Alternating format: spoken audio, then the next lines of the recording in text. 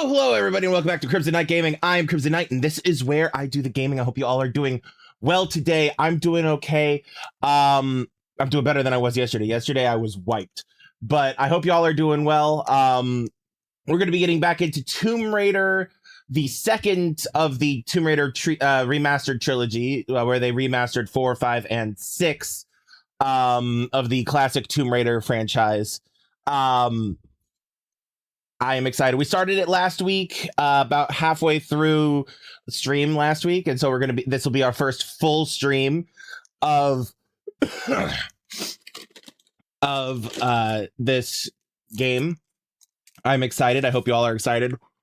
Once again, we are waiting for the allergy meds to kick in. They take their time, and we deal with it. But, excuse me. But yeah, before we get started, just for anybody who's new here, I am Crimson Knight. I stream every Monday, Tuesday, Wednesday, and Friday on both Twitch and TikTok. My Twitch channel is Crimson Knight Gaming at twitch.tv/Crimson Knight Gaming. And that's Crimson Knight spelled KrimzonKnight, spelled like it is in the Linktree URL you can see on screen above my head. And KrimzonKnight is how you can spell that, and it's spelled that way in all of my things. So yeah, twitch.tv/Crimson Knight Gaming, at Crimson Knight over on TikTok, where I stream live at the same time that I stream on Twitch. I know I said Monday, Tuesday, Wednesday, and Friday. I usually start around 7 p.m. U.S. Eastern time. That's around now, like 13 minutes ago, but around now for those in different time zones. And I usually stream for about 3 hours. So for Eastern time, I'm here until 10. Brain. Actually, give me 1 second. I'll be right back.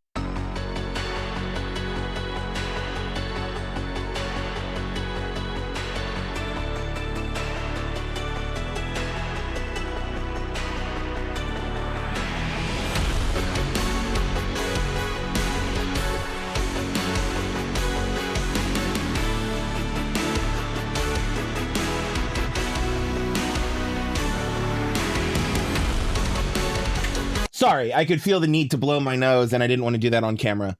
So yeah, as I was saying, I stream from 7 p.m. U.S. Eastern time until around 10. So that starts around now for 3 hours for those outside of the time zone on Twitch and TikTok. If you can't catch me live, that's okay. You can find my YouTube channel where all my VODs live. Gaming with Crimson Knight. Again, that's Crimson Knight spelled like it is in that URL above my head. Which is at youtube.com/@Crimson Knight. Yeah,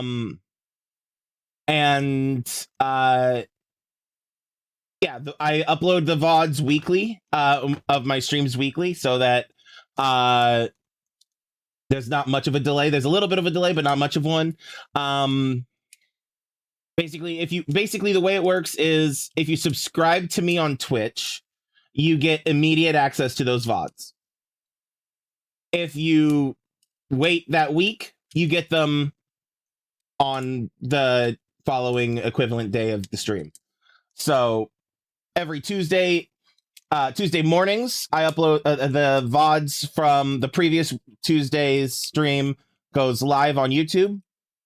And then in the evening, I stream a new one, type of a thing. Assuming and when days off occur, that transfers over and stuff like that. My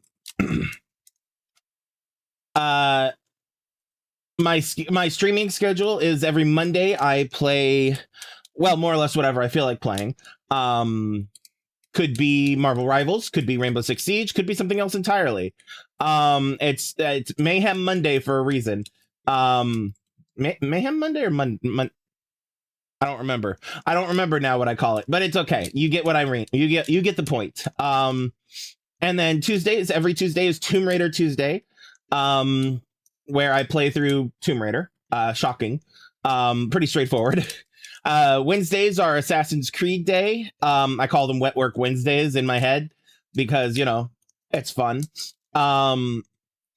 That's every Wednesday, so that means every Wednesday I continue my playthrough of the Assassin's Creed franchise. I've played the majority of the franchise before.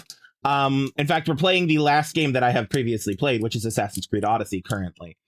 So every Wednesday we'll continue through Assassin's Creed Odyssey until I complete that, and then we're on to something else.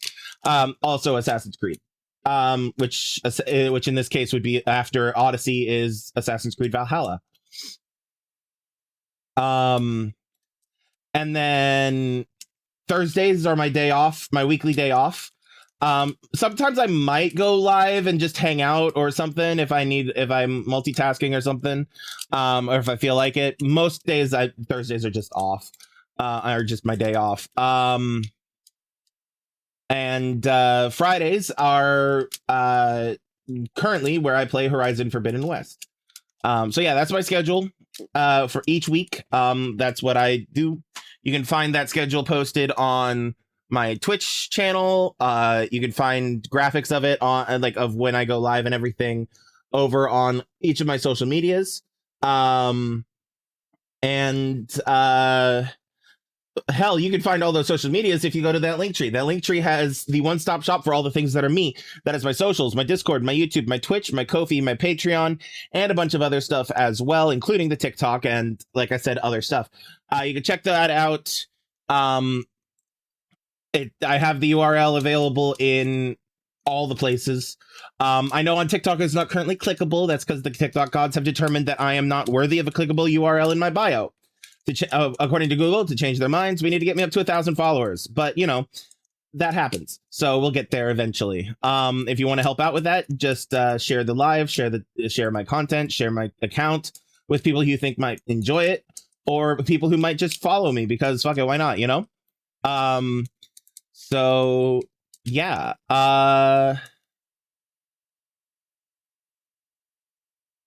Sorry, I'm just making sure that, yeah, so check out that linktree/Crimson Knight. Like I said, that's the one-stop shop for all the places that are me. You're welcome to join my Discord server.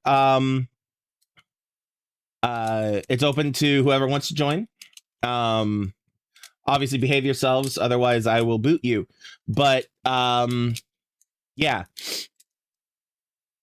Anyway, trying to think. Oh, if you're willing and able to throw some money my way, it would be greatly appreciated. It is not required because I don't believe in paywalls, but it's greatly appreciated if you want to tip me through like my Ko-fi, ko-fi.com/Crimson Knight. You could drop $1 or $2 or whatever you feel like you could spare in there if you want. Again, willing and able is the key words there. You have to be willing and able. And if you're if you're not one or either of those things, that's fine. No need to feel bad. It's rough out here for everybody. If you are able to, though, you could also subscribe to me monthly through my Patreon, patreon.com/Crimson Knight, where you can subscribe for only $1 or $2.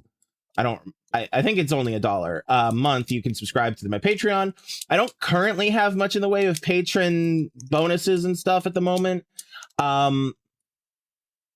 Primarily because I'm not sure what people would want, you know?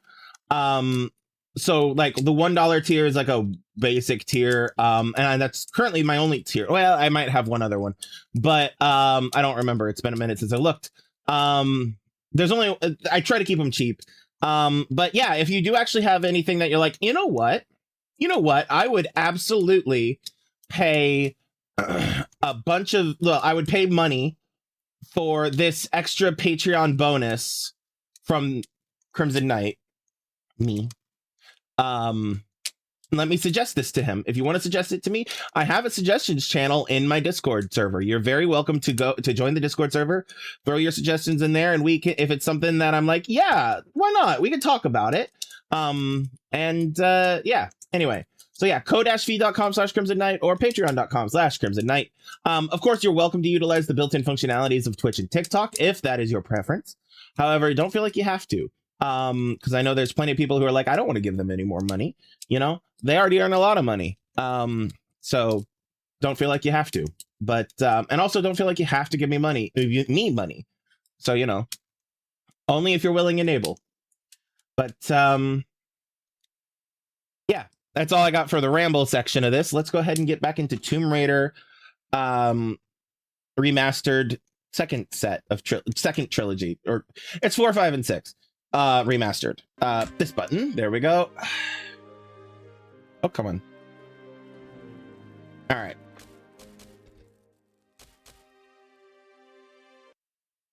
Oh, I don't remember how to quick save. Hold on.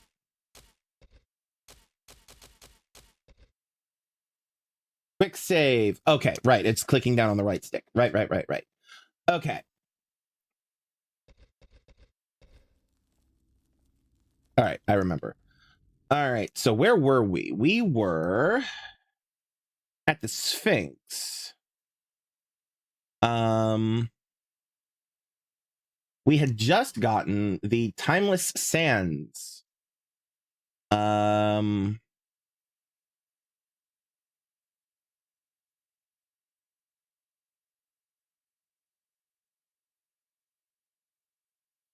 I'm trying to catch up my walkthrough. So for those of you who may be new, I try to play the game from memory, period. And that goes for all the things, because I've played these games before. But I if I get stuck, then I make sure to have a walkthrough on standby, just in case I get stuck and need to you know, need a little bit of guidance. The reason I do that is because not only have I played these games before, but I've played them before on stream, and as I'm very much aware of the fact that this is a stream, and I don't want to devote the entire stream banging my head against a single puzzle or equivalent thereof. You know what I mean? That would not make for good entertainment. So yeah, that's the general ethos going into this. All right, so we originally came from there, came down here, went in here, split up with our buddy here, I think, because he came down here, or we came down here, and wait, no, did we come here? No, here's where the gate was that he got stuck at. Yes, this is where we split up. Down here.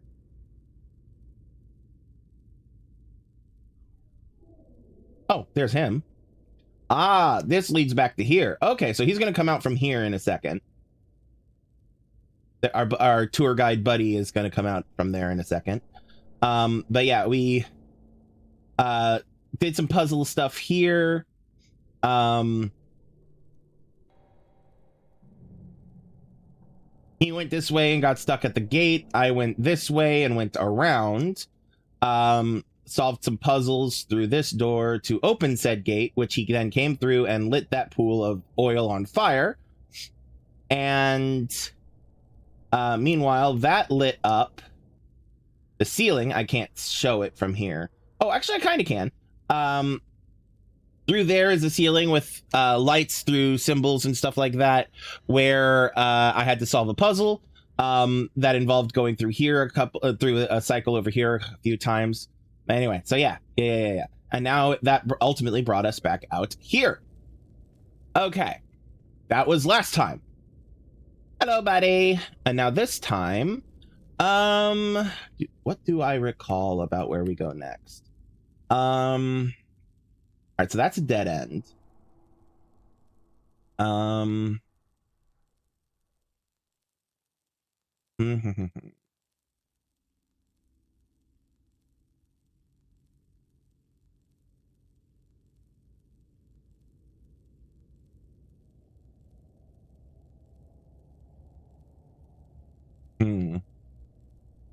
right, so the language of video games is telling me that my next objective is that way, towards the lit torch.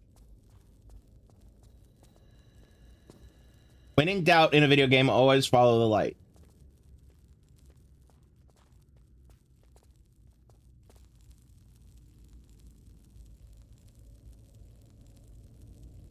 Okay, there's a gate here. That's probably a secret. That looks like a secret to me. And that looks climbable.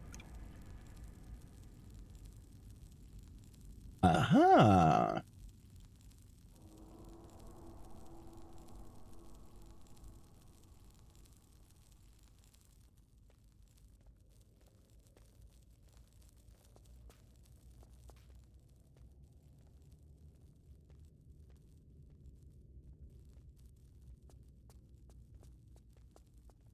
Let's go this way before we worry about that other thing.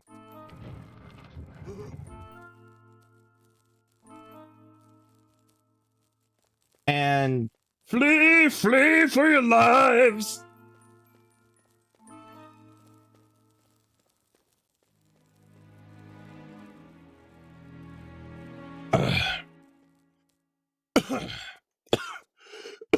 Excuse me.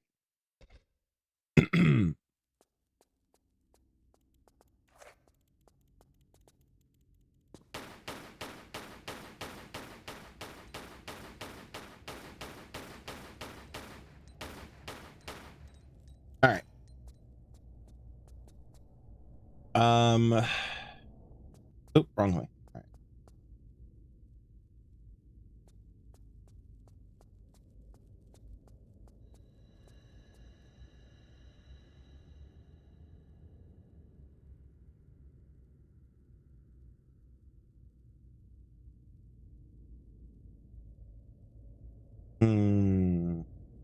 That looks like a place where you're supposed to put an hourglass or something.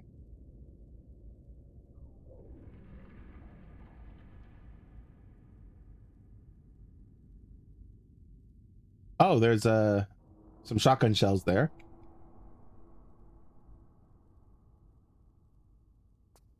All right. Yes. Oh, and a small medical pack. I didn't see that initially. Come on, pick it up, Laura. There you go. 1 second. All right. Can I?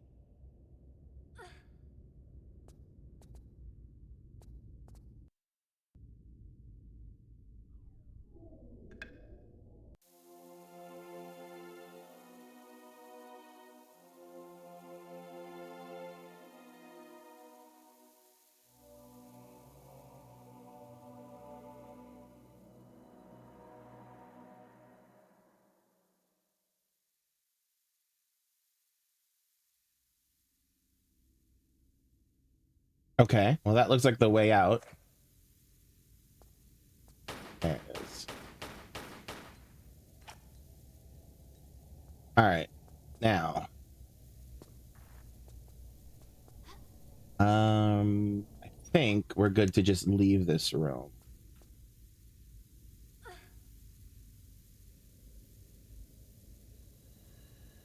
We're good to just leave this room. All right. Now we can go futz around with the Sphinx a little bit before we leave. If I remember correctly, going through the Sphinx's mouth is the actual end of the level. If I remember correctly. I could be wrong about that. Oh, I bet that's the fire. Okay. All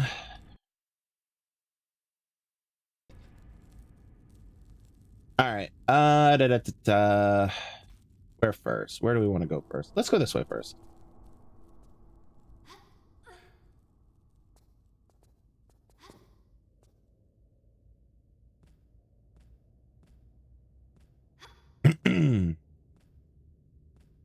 Sorry, checking chat.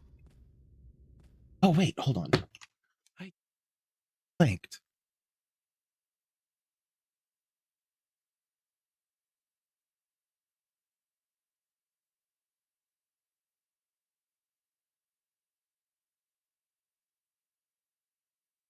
Sorry, hold on. Bear with me.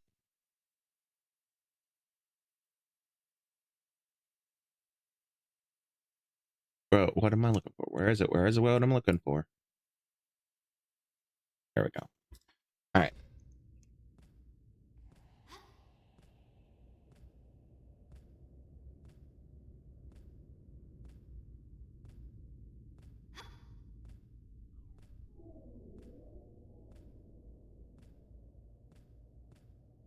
pulling up here.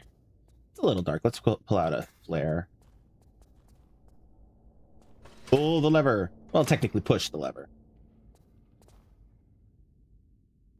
That open this. All right.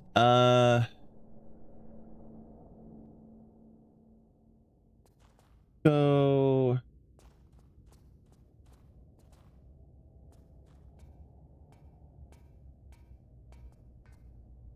If I remember correctly,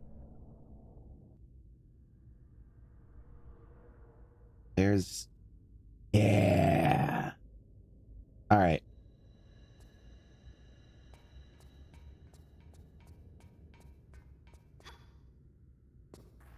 Fuck.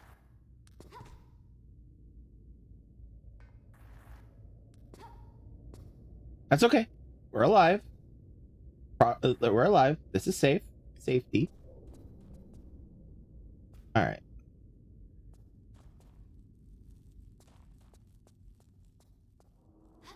We're gonna go ahead and grab this.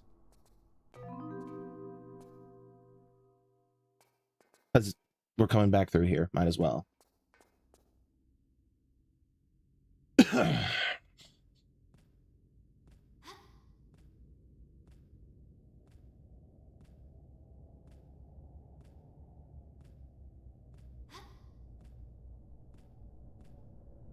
That's right. I can't light a thingy while I'm on a ladder.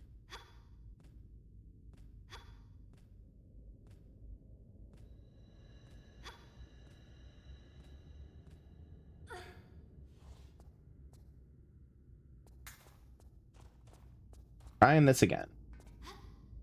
Oh, balls. All right. So much backtracking is about to happen.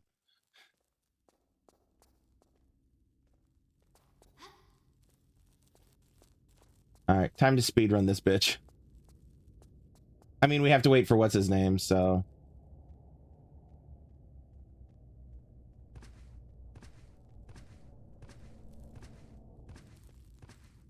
Oh, look at him. There he is. Time to get spooked.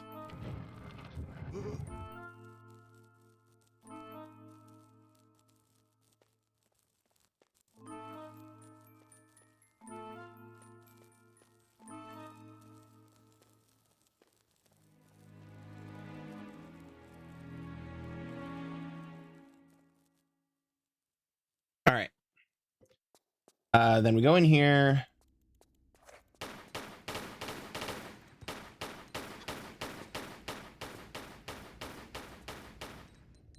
Killed all three? Killed all three. All right. Great. Over here, we pick these up. This up. Here. Jump here. This. Nope.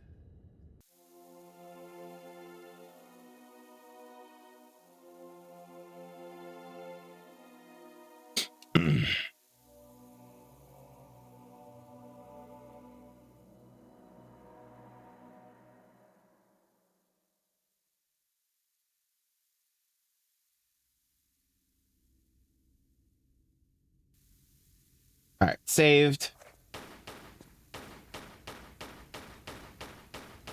All right. That's dead. Fuck. Come on.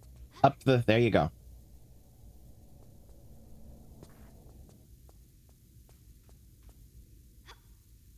Up.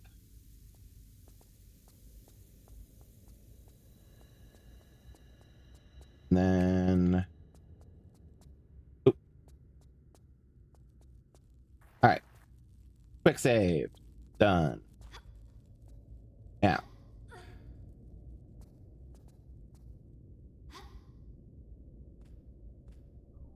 Up. Up. Up. Up. Up. Wow, I didn't realize, like, it didn't click just how different the color scheme is. You know what I mean? This feels like this color scheme almost feels washed out compared to this. This feels a lot warmer. Like overall, color wise.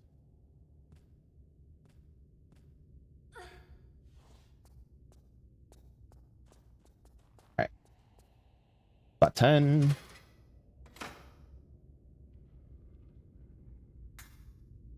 Saved. All right, now doing this again, but we're being careful instead of trying to rush it like I did.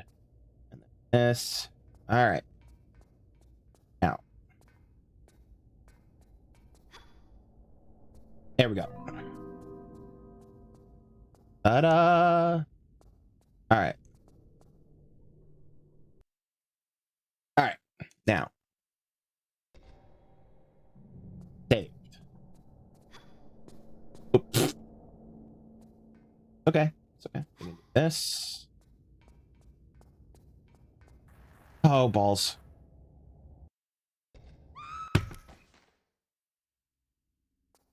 I used the quick load button. Actually.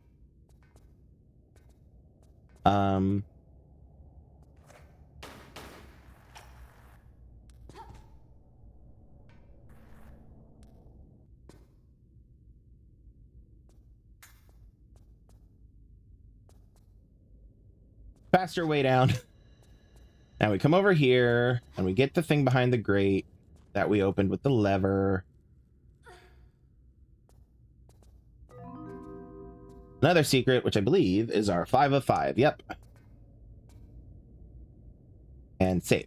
All right. Hold on 1 second, because I just noticed that my walkthrough has a note on ammo selection. Normal shotgun ammunition, the type in the red box, are quite common. Wide shot ammo in the blue box is more powerful and more effective against multiple enemies, clustered close together. It is also rarer, so you'll probably want to conserve it. To change ammo type, go into your inventory, select your shotgun, then choose the ammo, press down to choose your ammo type. Okay, so I couldn't remember. I had said last time that I couldn't remember what the exact difference was between the normal and the wide on the shotgun. Other than obviously one's wide shot, one's normal, you know what I mean? But I'd forgotten that the wide shot is slightly more powerful. I also had forgotten that they were rare. Anyway, now we just go, you know, into the old Pharaoh's mouth.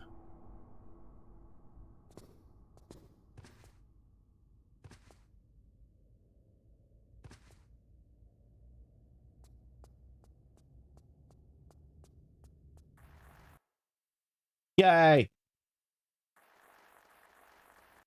Next.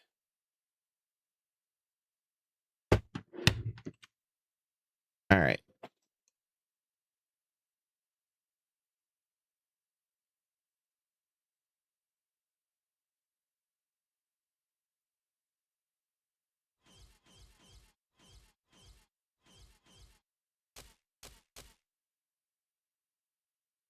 All right. There are 5 more secrets in this level, according to the screen.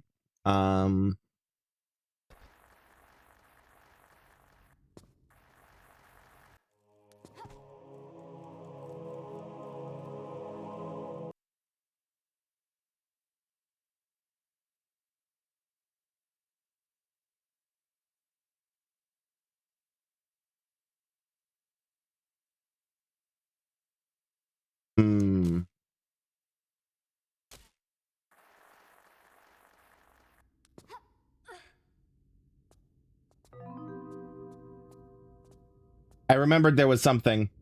I remembered there was something that you wanted to jump for. And so let me explain it. My initial thought was you want to jump. So a lot of the times in Tomb Raider, there are 2 reasons, like when you're sliding down a slope, especially at the beginning of a level, you want to, there's 2 things you want to do in every Tomb Raider game. You want to jump and you want to grab. Always. Well, not every Tomb Raider game, the classic Tomb Raider games specifically. The reason you want to do that is because either the developers have hidden a secret, like we just had, or because if you allow gravity to just take control, the game will kill you. or do severe damage to you. So the first thing I attempted was to mitigate that second one, which is the more common and the easiest one to confirm. And the best way of doing that in any of these classic Tomb Raider games is to jump while sliding, rotate in the air using the roll button, and then grab the ledge at the end of the slide to take a good look at what's next. And that's what I did, like what I'm doing right now, so that I'm hanging from this ledge. And what I did was I was looking around and I was like, that's not a lethal drop. There's nowhere obvious for me to need to climb to. That's not even a far enough drop to even damage Lara. So then my brain immediately was like, they wouldn't just have nothing, right? The developers would not just have nothing on a slope like that.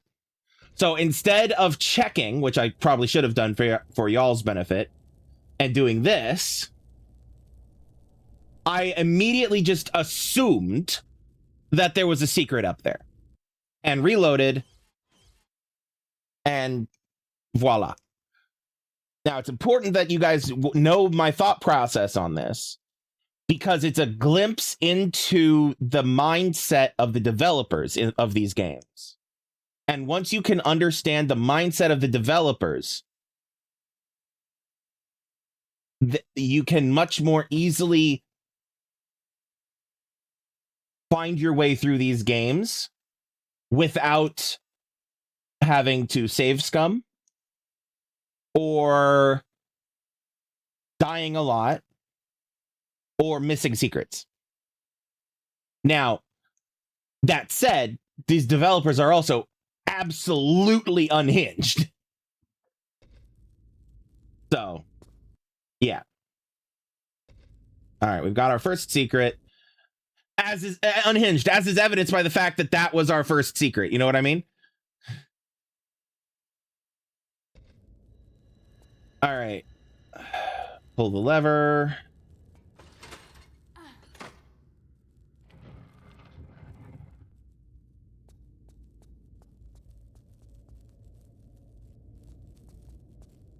All right, what we got in here? Oh boy. Oh, right, I remember. Okay. All right.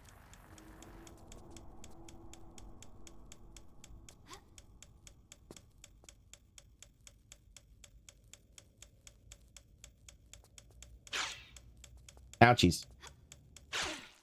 Ouchies again.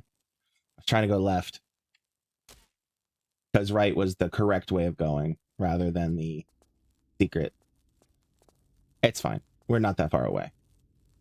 Come on. Oh my God. Lara.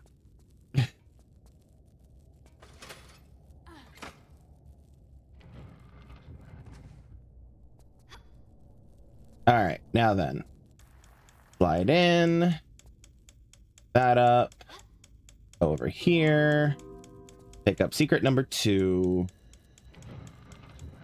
Gate opens and we're on our way. All right. What's next? Oh, I didn't mute my phone. My bad. 1 second. Muting phone. Also, my buddy Yvonne B is now live, so let me pull her up on my screen back here. All right. Okay. Also, I'm thirsty.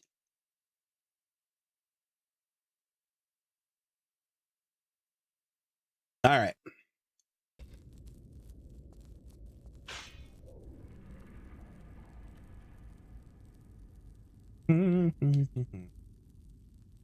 Ah, yes.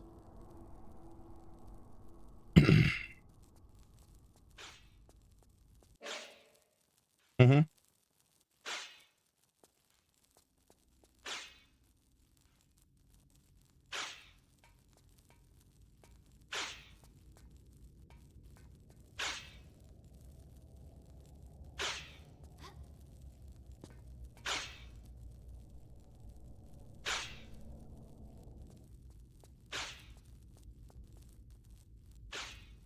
Wait.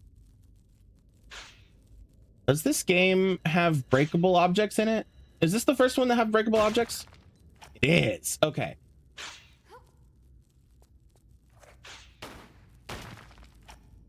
Yay. Okay.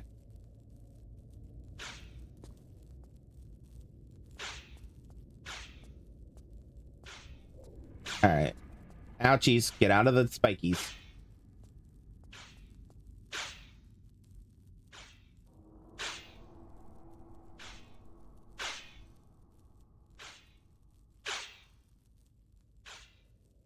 How far is the drop here? Not far. Okay.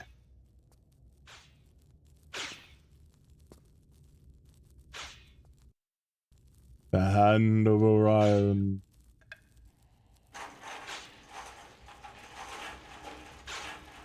All right, let's take a look-see around. Anything down here? Oh, small medical pack. Okay.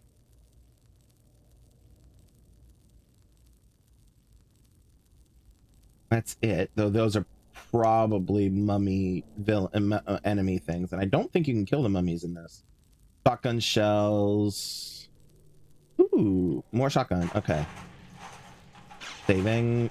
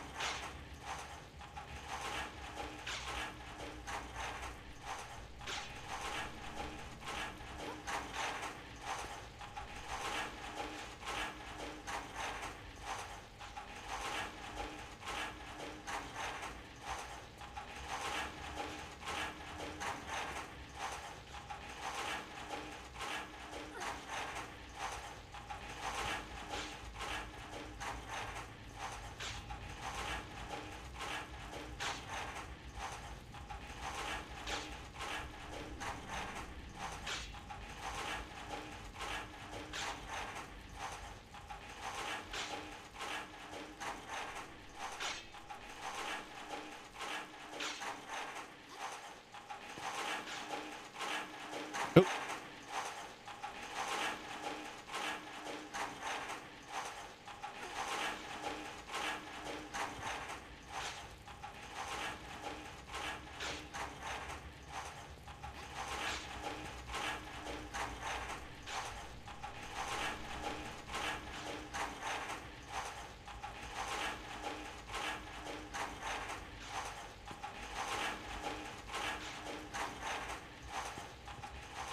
All right, we're gonna take a small med and save. Oh, no, no, careful. All right, I don't think of anything. I don't think there's anything else in there because I only saw those three things. Um,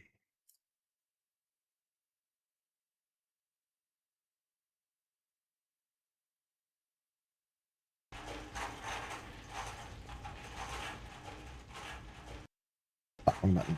This button. There we go.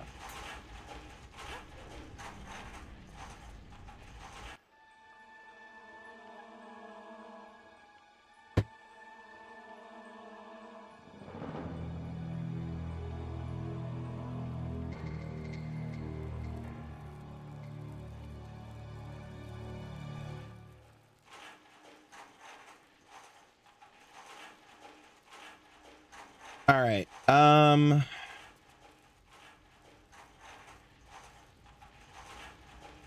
Look around. All right, we've got a small medical pack over here.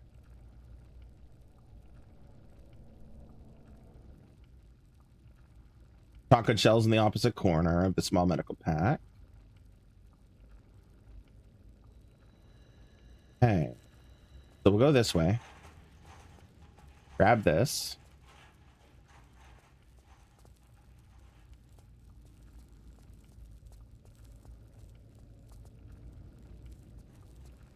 This. Go this way. Then let's go this way. Let's see.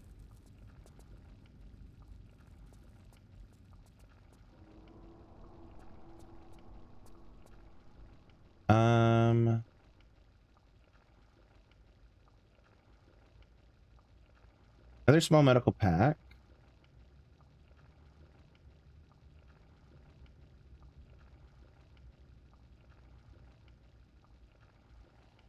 Oh, my controller battery is low. Let me plug that in. 1 second. Oh. All right.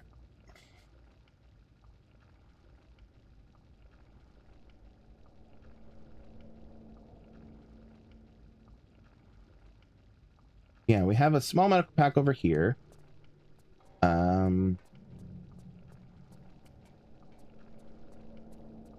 Grab it.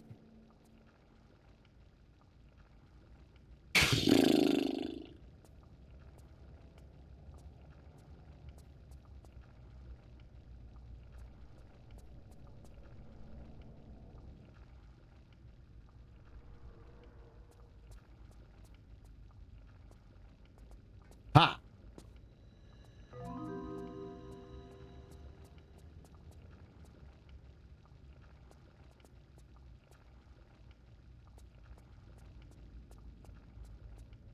All right, I think that's everything in here. Confirming.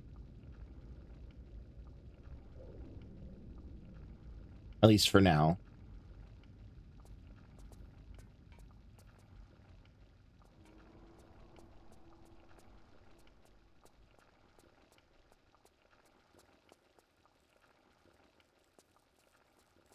Quick save. And now...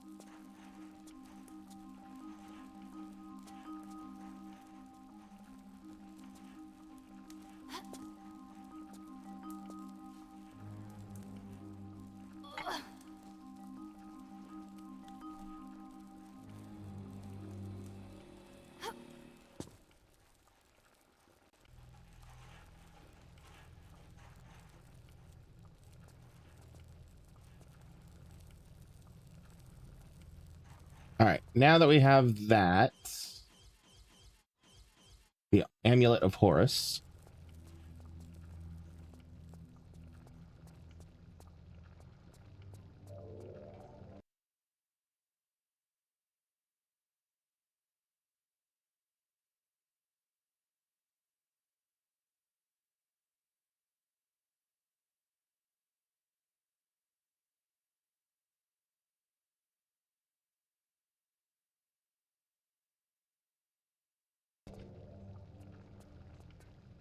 All right.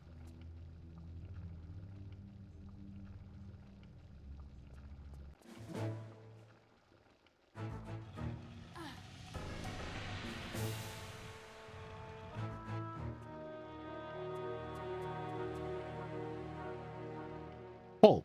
Oh, I can't pull. I must push.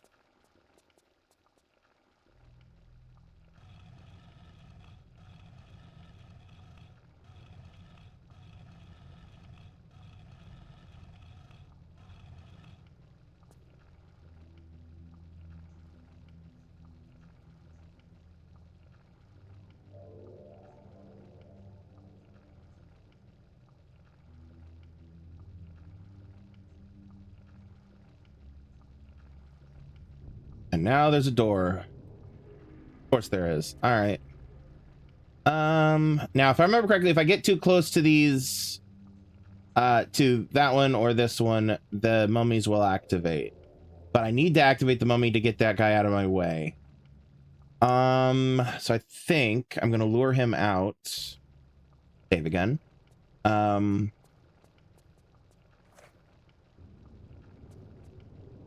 buddy. There you go.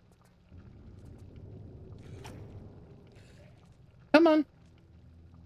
It's okay, buddy. A little bit further. All right. And now we're gonna do this and just go through the door. All right. Now.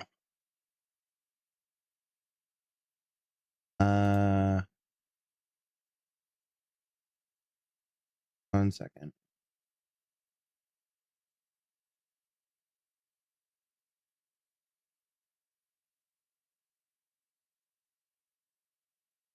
Sorry, somebody messaged me on Discord and I'm just checking to see if give my attention immediately.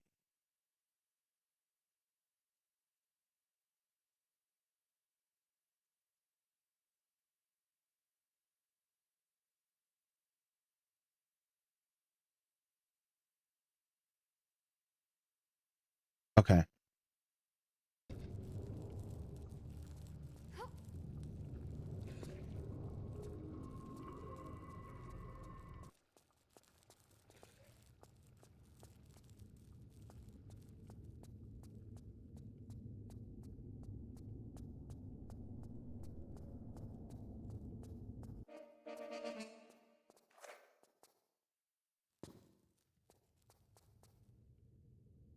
Ah.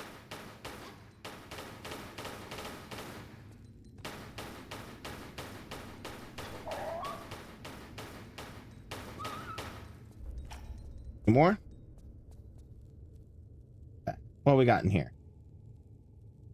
All right, we got some kind of a stairway up here. Okay. Where I came in down here, so... there's an up. There's a couple of different ups. There's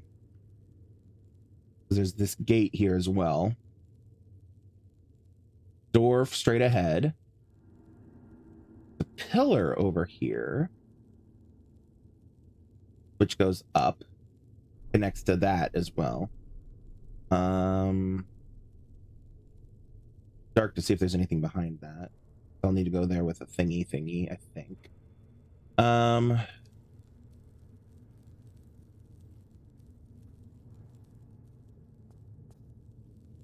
Oh, I didn't go in here. What's in here?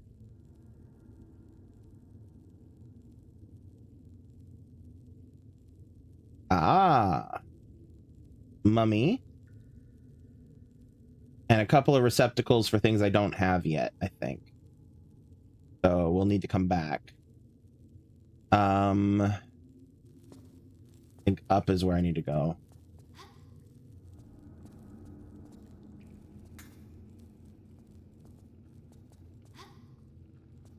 Anything down there? Yes, actually.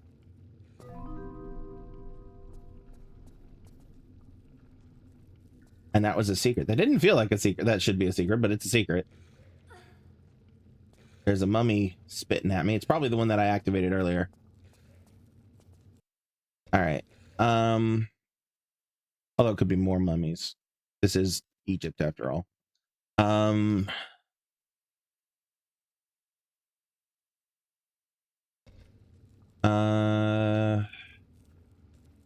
What's up this way?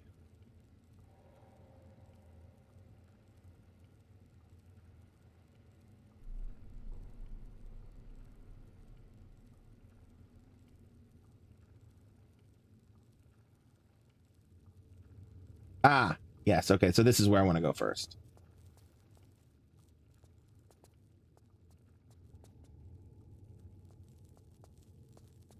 Raw depictions of. Specifically, what I mean is that's a depiction of Ra. Ra was the god of the sun or something like that.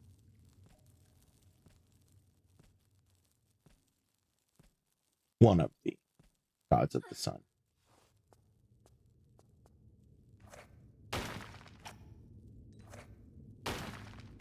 Ah, they both had stuff. Okay, cool. Love that. Oh, look, a mummy. Every Doctor Who fan vein in my body is resisting the urge to say, "Are you my mummy? Are you my mummy?" Can't help myself. All right, so that's going to take me back.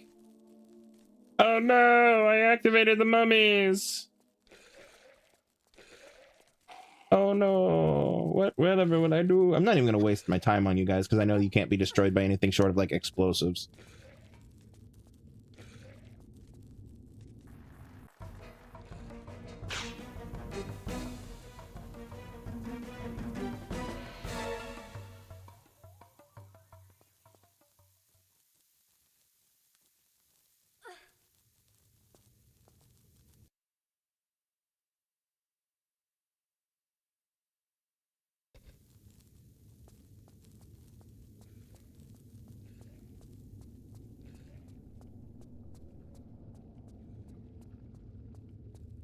Oh, look. Yes, please.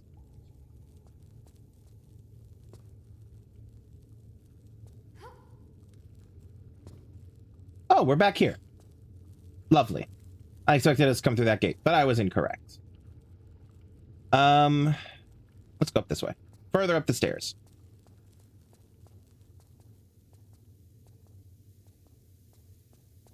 Doggos?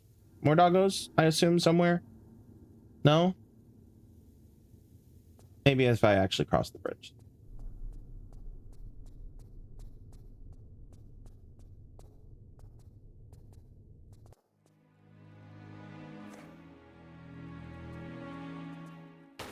There you are.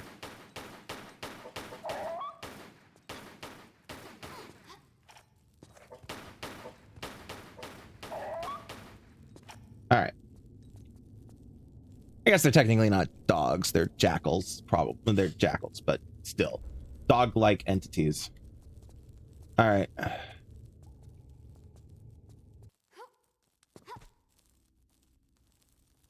Peek ahead.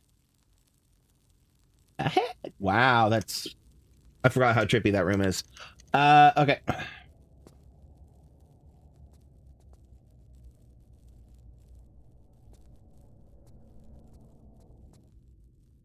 I need to go there. Eat. Eat. Oh. Oh.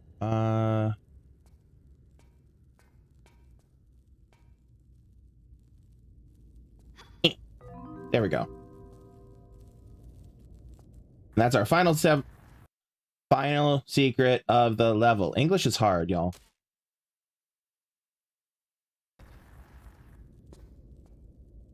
All right, quick save.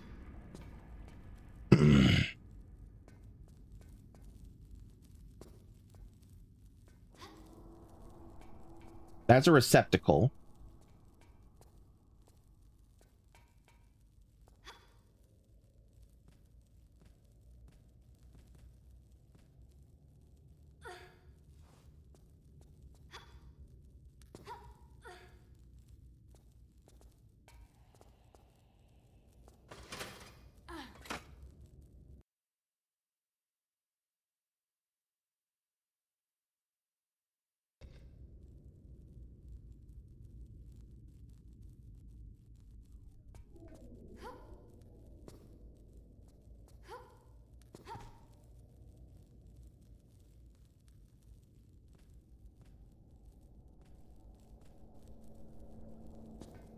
Where did I open that?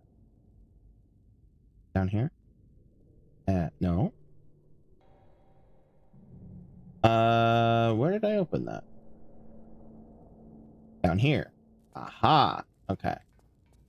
Etus. Oh. Ah.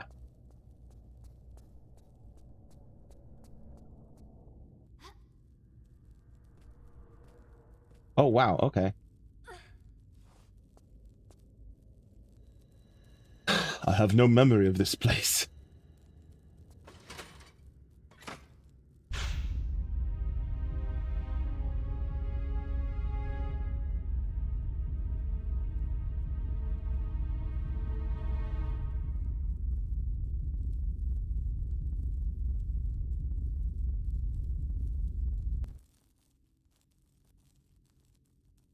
Now, if I remember correctly, this lever would rotate it back. If I remember correctly. Oop, accidentally disconnected my thing. Okay.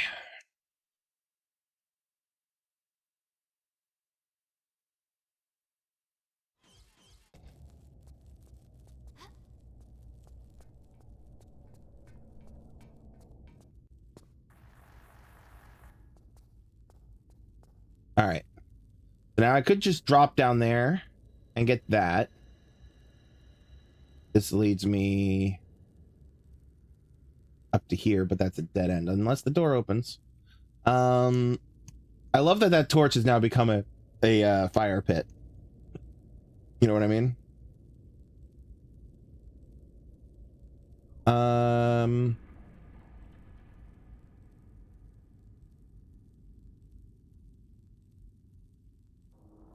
All right. I think I do want to drop. Anything else in here? Or just grab this and bounce?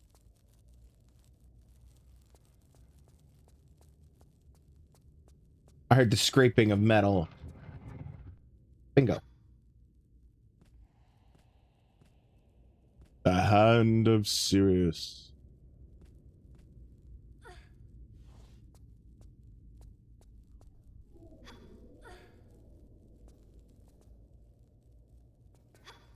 Now, if I remember correctly, I need to get back up in there. Maybe not.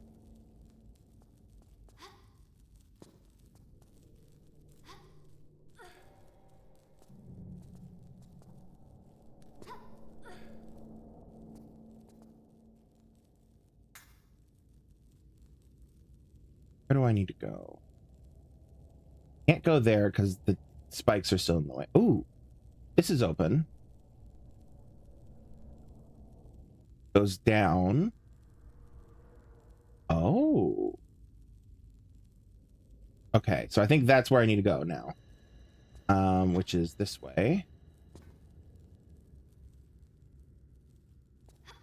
Oh, balls. I don't know how I survived that, but I did. I'm going to take the win.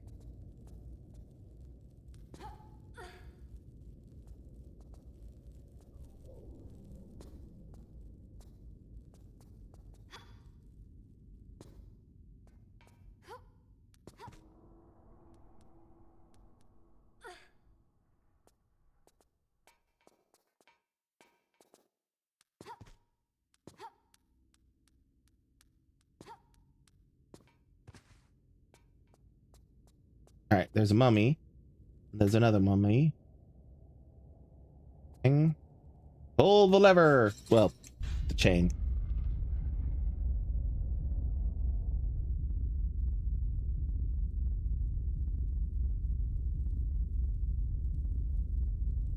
Ugh.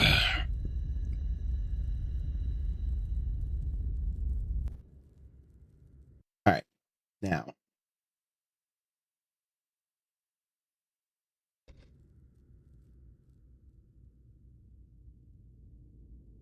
This is where I came from, but I bet it's now blocked off. Yeah. That means I need to go this way. Which this takes me back to here. Hey. This is where I need to go, ultimately. I also need to go in here. Or put it there. Oh, let's see here. How's the best way to get to that? Probably to come up the thing, jump over to here, climb up there, climb up there. Oh, wait, I can't climb up there. Dude. So I don't think I can just run and jump from that to that. That's too far.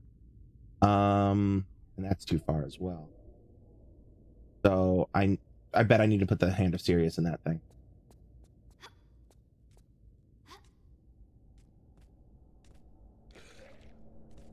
Oh no, I'm a mummy and I can't climb ladders. Such a sad existence he has.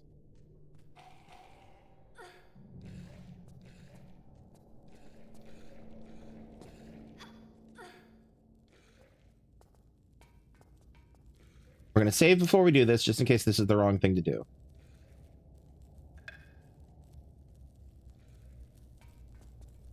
Well, ooh. Well, it wasn't the wrong thing to do. All right. Saving. Eat. Grab. Wrong way. There you go. Now it's button. Yeah.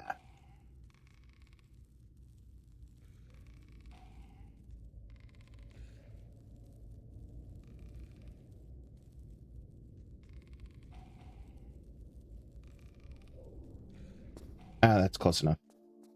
I'll take that. Please and thank you. Saving again. And then we just go this way. Oh, hi.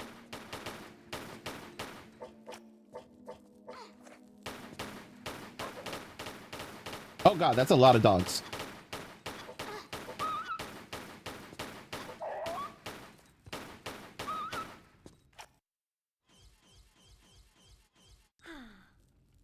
All right. Fine. This is fine.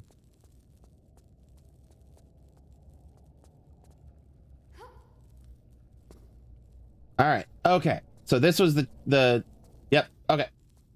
All right. All right. All right. All right. All right. All right. Right. Now we here.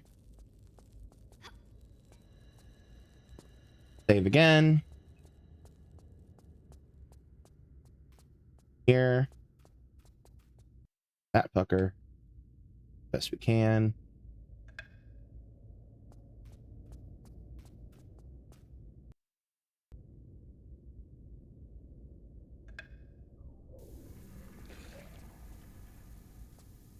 All right. Now I just have to kite him around till I can reach. Where am I going? Here. All right. So I need to stay in this corner as best I can. Otherwise, I get skeeshed.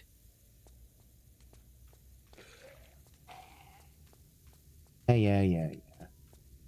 I know.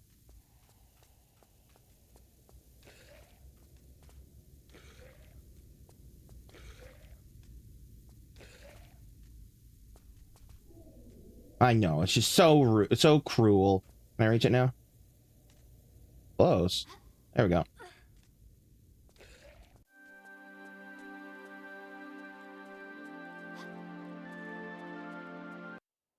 Done. Game over.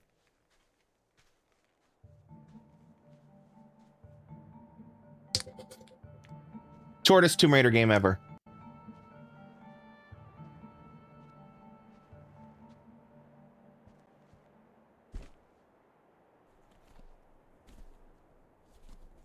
I, Semaket, High Priest of Horus, forewarned that he who removes the amulet shall have released Set.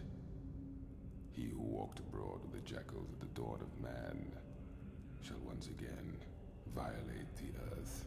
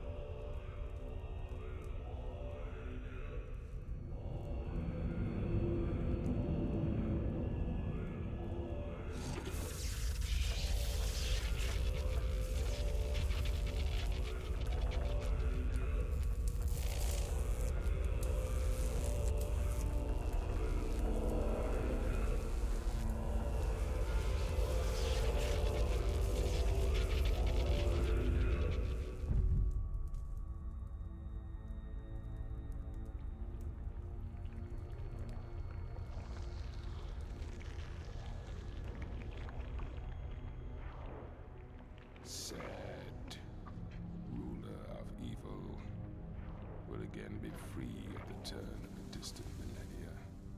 At his heel, plagues and locusts. harvests fail under the broken skies. My trusty companion returns. The amulet, woman! Once called forth, shall the heavens split asunder, and the light of the sun, god Horus, banish the Lord of Darkness, Set.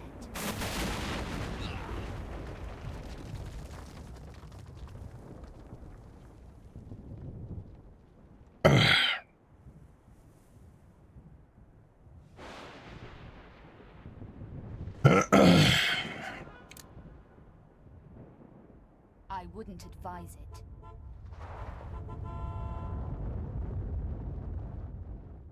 And the world ends.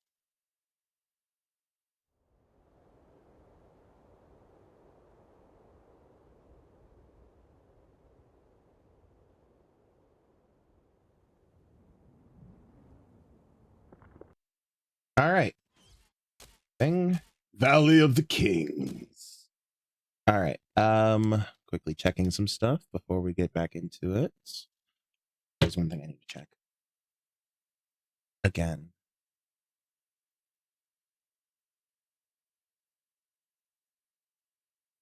All right. All right, we're good. We're good. We're good. We're good. We're good. Continuing, we're good. All right. Okay, so this is technically where we finished the previous level from. This is what it used to look like, if anyone's curious. And this is the remastered version. All right, so we saw the traitor's what's-his-face helper guy. A trusty companion. There's some ammo right there. Okay. Ooh, what's over here? Oh, an enemy probably spawns there. Probably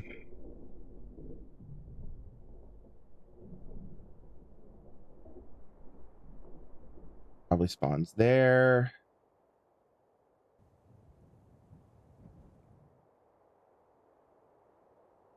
If I remember correctly, I have to ultimately get in the vehicle and drive.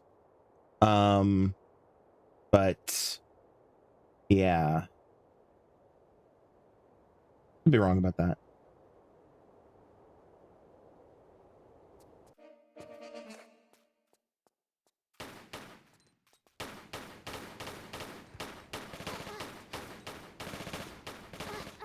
Hey, Laura, there you go. He dead. Oh, hi.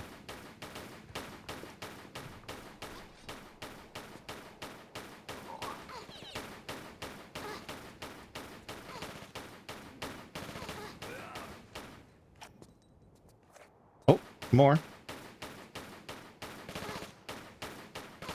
Hey, pull out your sword. Oh, there's another one.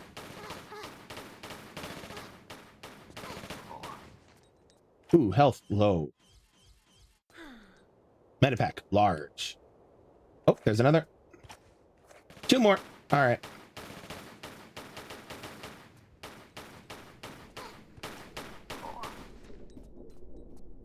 And there.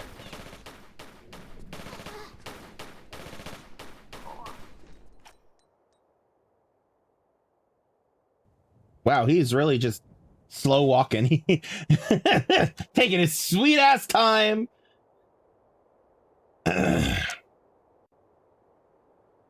Stop that. Hold on.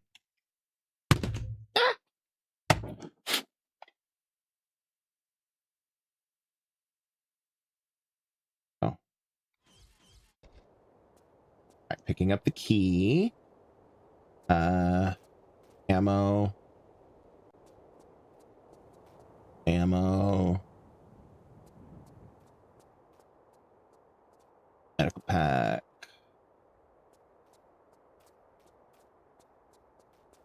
Pack.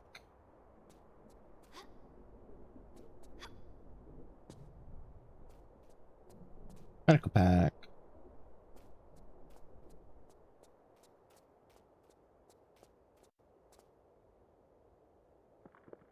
Stop that.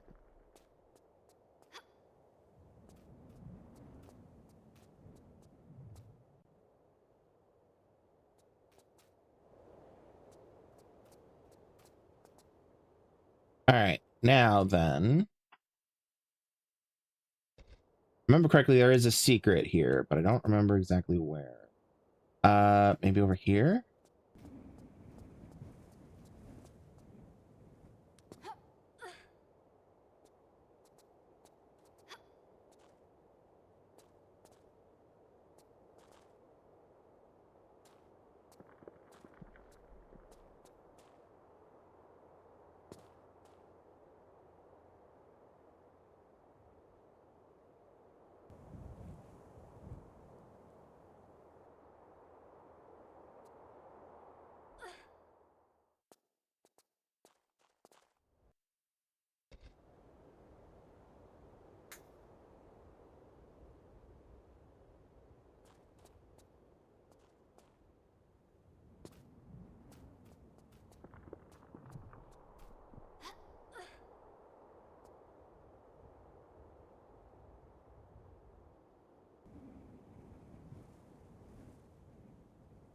Aha. Stuff up here. Aha. That's what I'm looking for. I was on the wrong side. All right, will it pick up all three? Nope. All right. Secret one.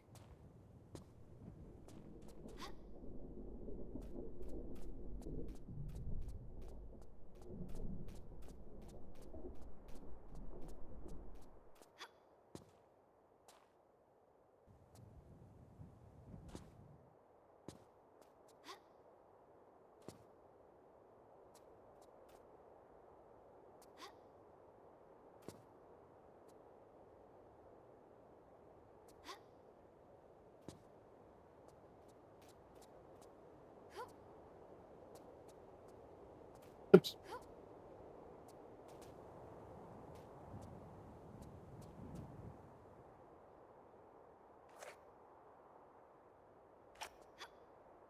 There we go.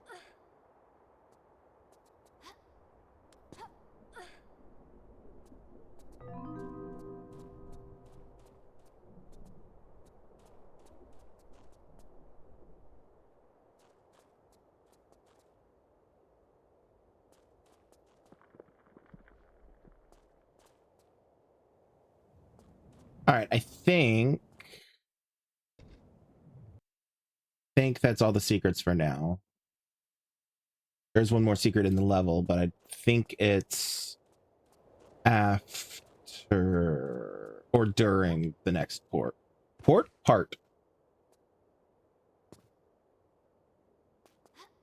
I think. Could be wrong. Either way. All right, saving. All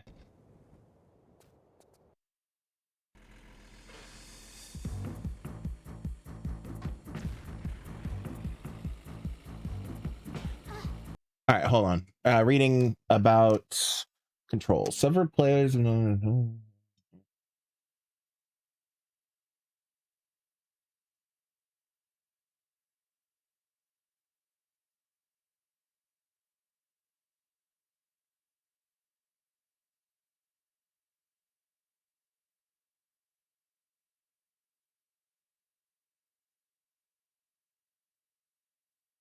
All right.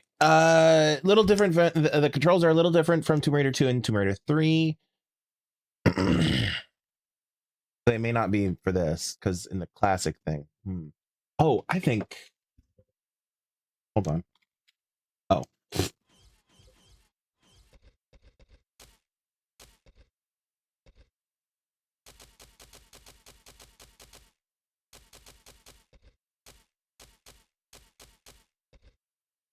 Of course, it wouldn't actually have the. It's fine. It's fine. This is fine. This is fine. We're all fine here now. Thank you. How are you?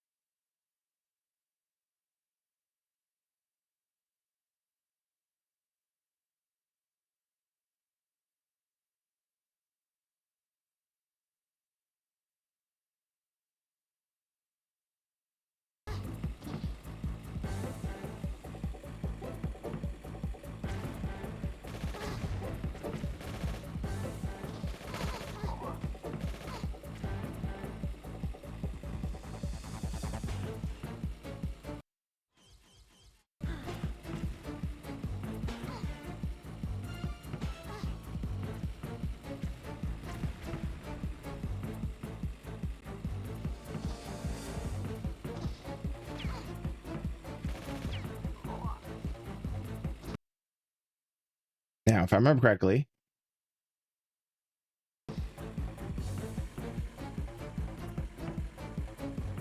Lara.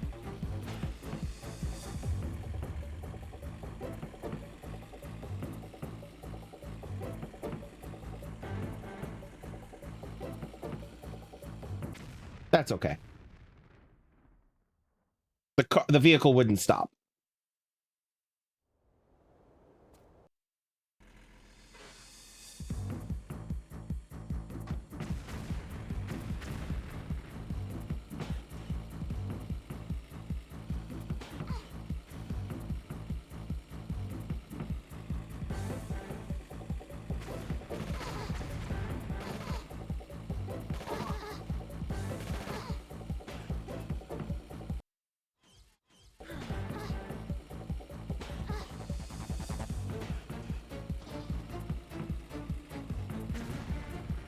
All right.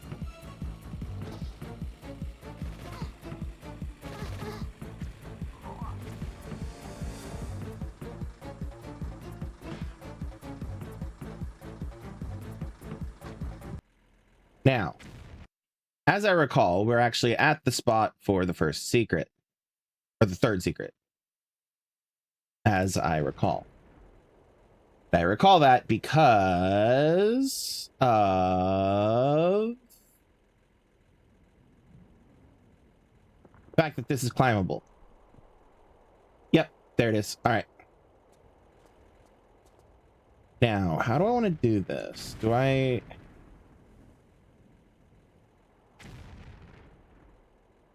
leave the vehicle up here, maybe? Well, okay, we're gonna save, and then I can just see if it will let me back up. Yeah, that's climbable or walkable easily enough. All right.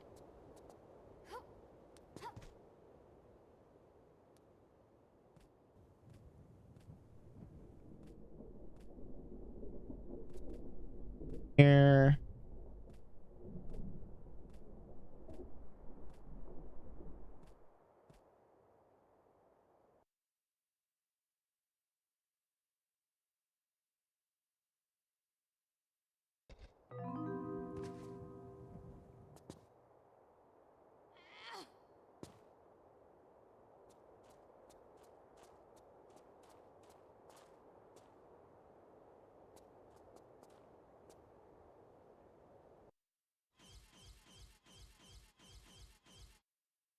Super grenades.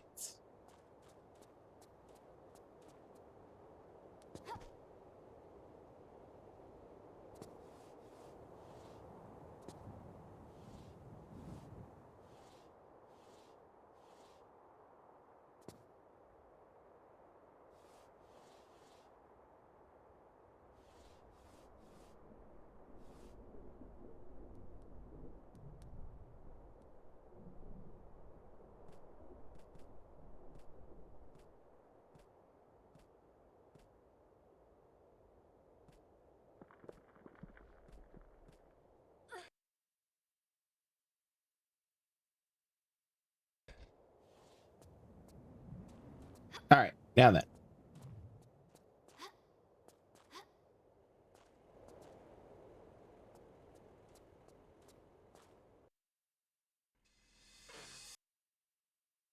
That is my final secret, so in theory, we should just be able to go. Oh, wrong button.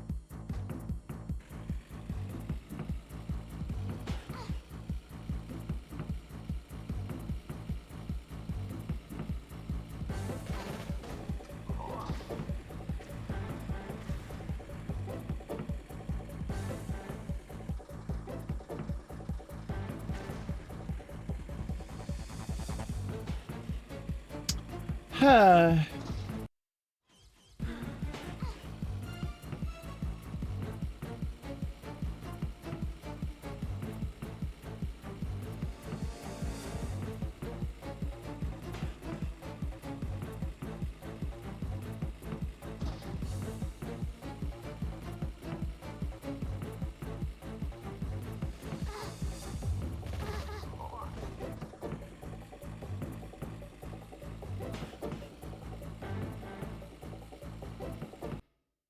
There we go.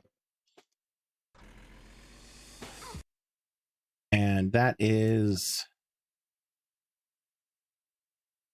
now we have 4 more secrets.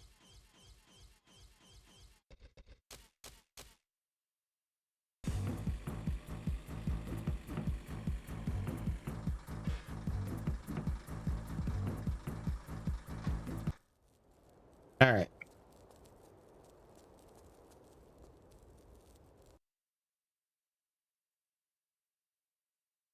One second.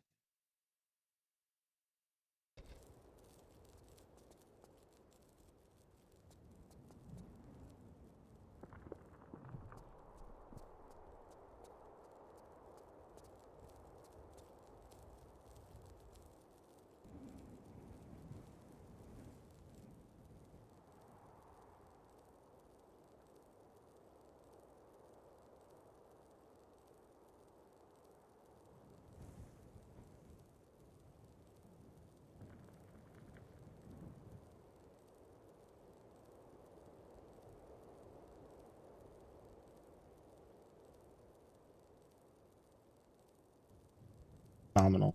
All right. It's nice of them to wait for me.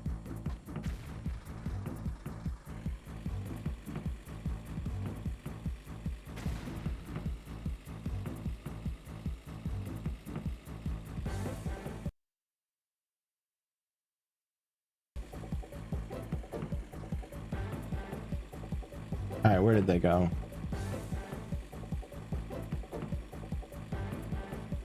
This way, probably. Yeah. All right.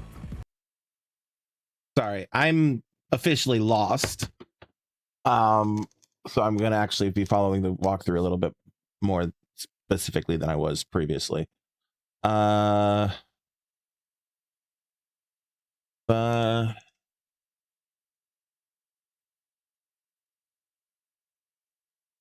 drive past the statues and through. Okay. Um.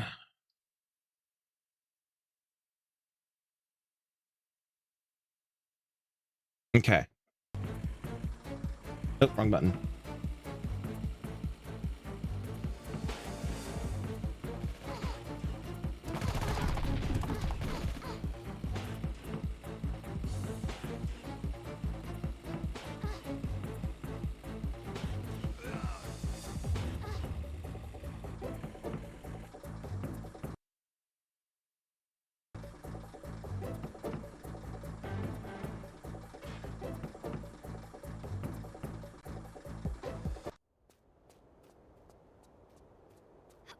All right. Now, I want this.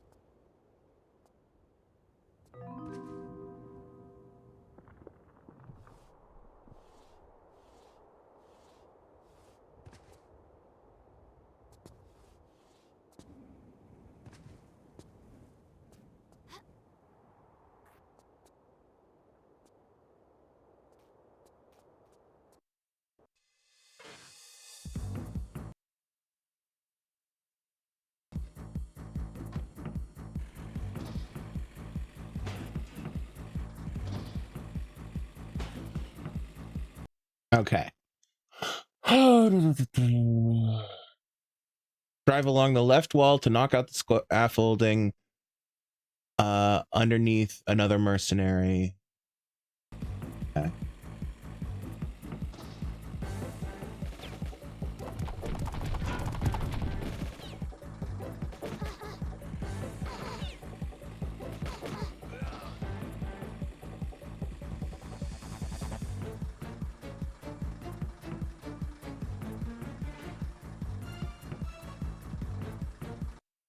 How am I on health? Health could use a thing. All right. All right, we have a closed gate over there.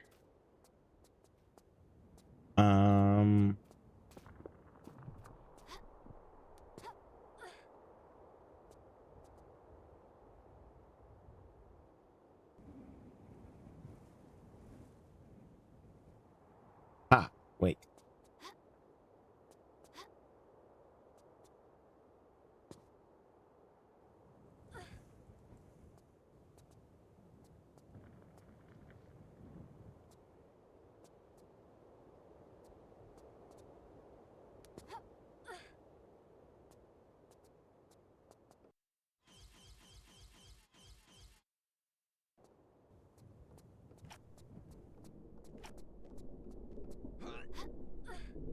Where the fuck did you come from, my man?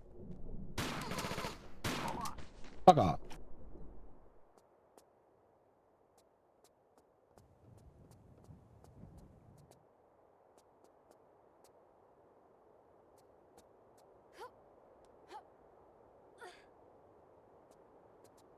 Thing over here?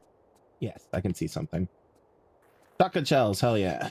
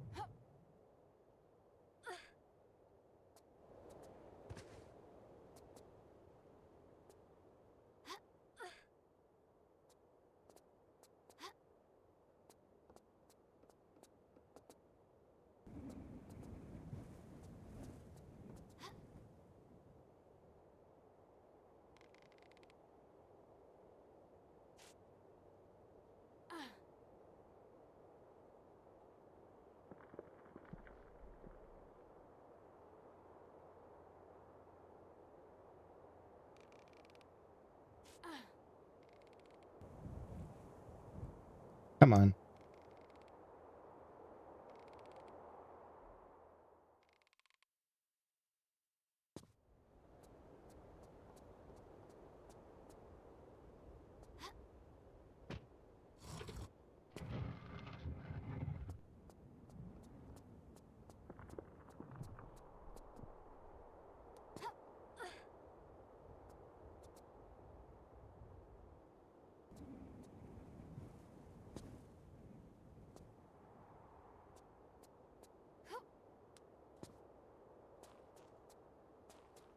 Nothing here? Okay, nothing here. All right.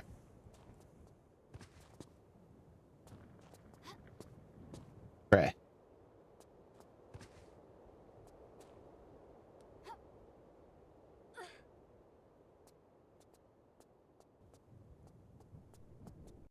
Up to... Nope, this one. All right, now we go through the gate. 1 second.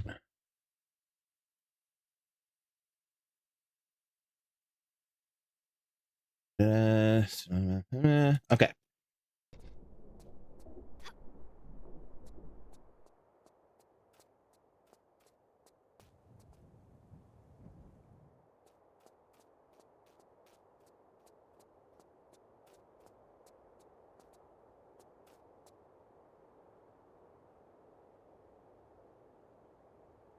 Stuff there.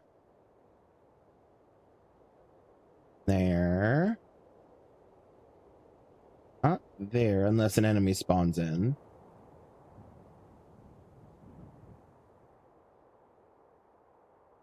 Excuse me.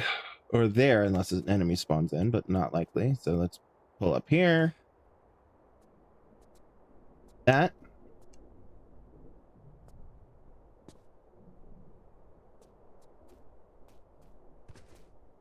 It's here.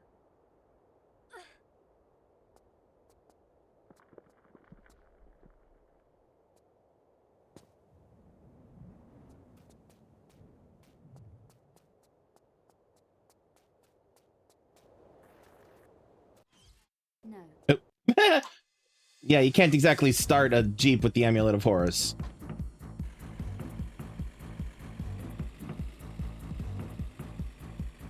All right. I mean, you could try, but... Send the Jeep, drive through the gate, up the ramp, 3 clusters of spikes, drop from openings in the ceiling above the ramp and roll down. You can swerve around them by...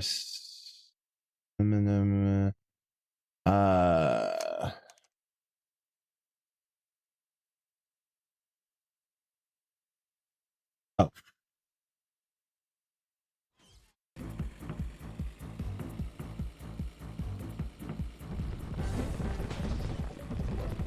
Ouchies.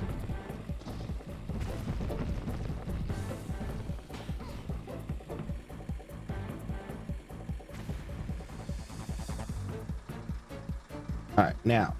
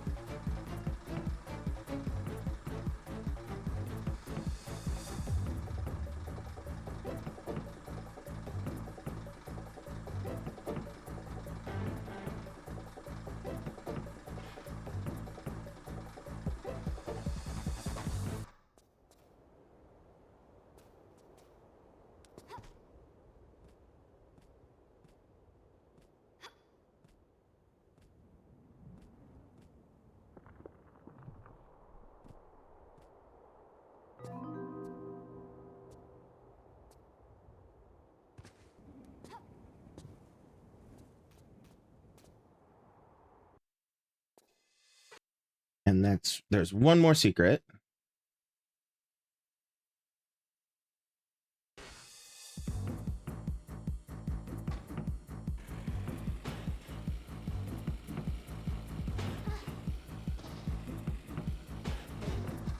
How my health? Health is fine.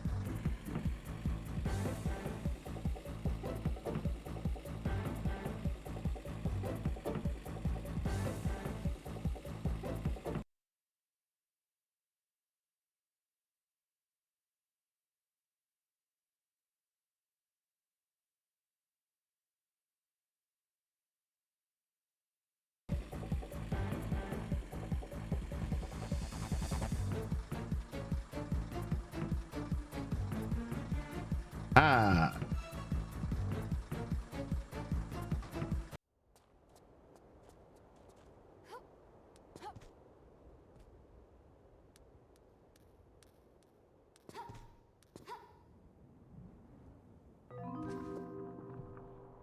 And we got all the secrets in the Valley of the Kings. Doo-da, doo-da.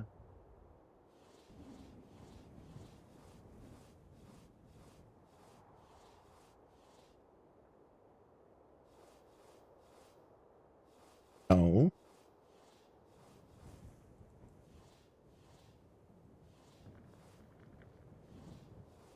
There we go.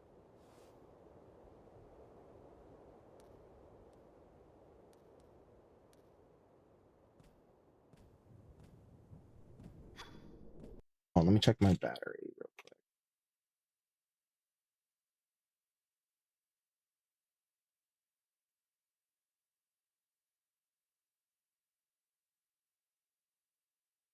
All right. Battery is still charging.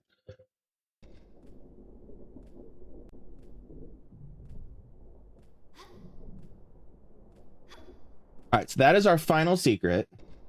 So now we can, in theory, just take the Jeep the rest of the way.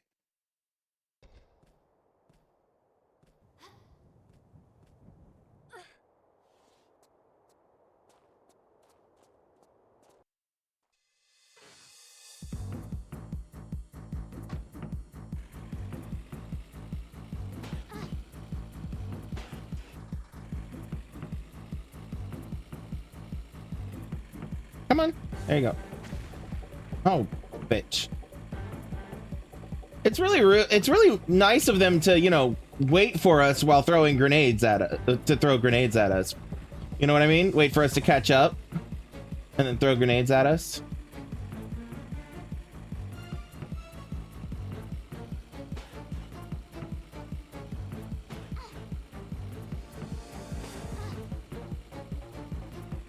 Okay, that's not the right way.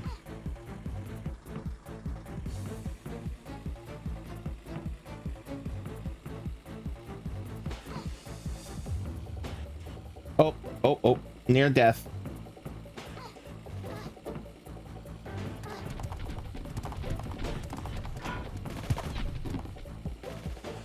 Oh, balls. Almost death again.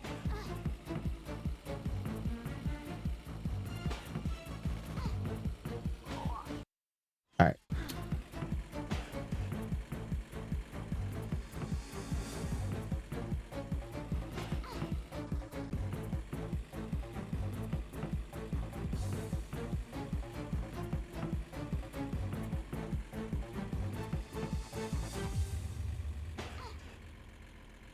I'm lost.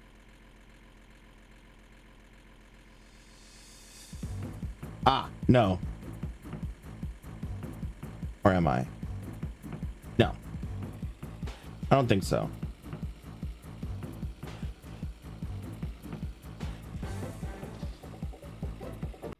Nope, because that was the level exit. Cool.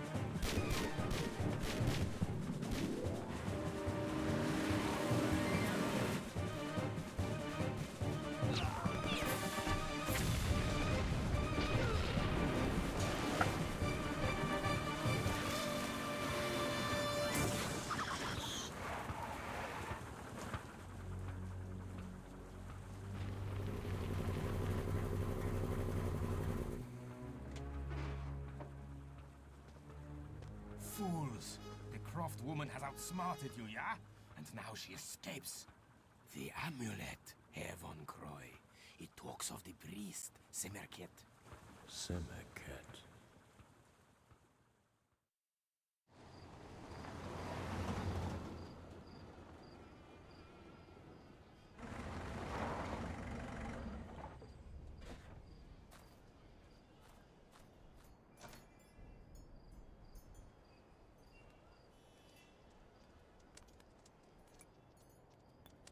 Mon Dieu, Lara? Jean-Yves, my faithful friend. I fear this is not a social visit.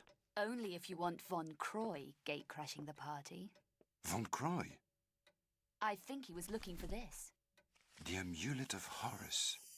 An almost legendary artifact. Legendary. So, you have found and opened the tomb of Set. This doesn't bode well. Translating from the Hebrew, he who removes the amulet shall once more release the dark power of Set. And Set saith, I am the shadow across the sun. I am the bringer of plagues. My wrath will consume all lands and shall be ceaseless. The power to summon the sun god Horus to rebind the evil Set shall only be revealed to the bearer of the amulet within the temple of Semiket at Karnak. The ceremony is complete as the armor of Horus summons the sun god. The armor of Horus. At the dig site in Alexandria, my men talk fearfully of this. The armor must also be Von Croy's goal. Only one so ignorant of the prophecies would dabble with such a prehistoric evil. Ah, yes. Releasing Set. But how could you have known, my dear? Time to put things right and remove a thorn in my side in the process. Hey, Lilac Sky, good to see you. Not sad, just enveloped in the story. I love these games so much.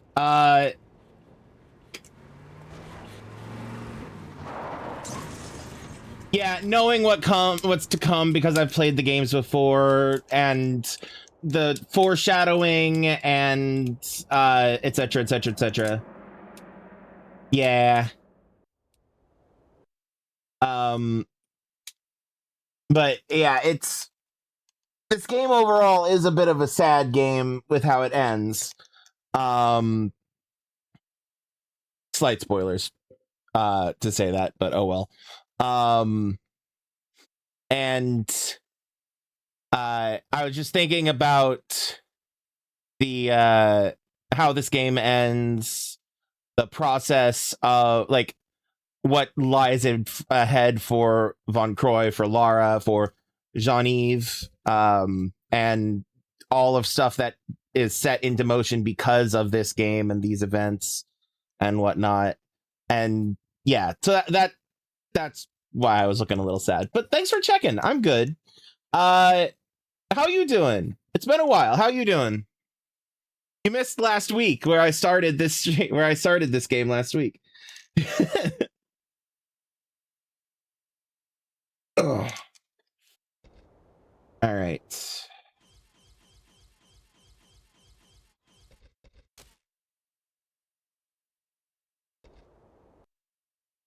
It was your birthday last week? Ah! Happy birthday!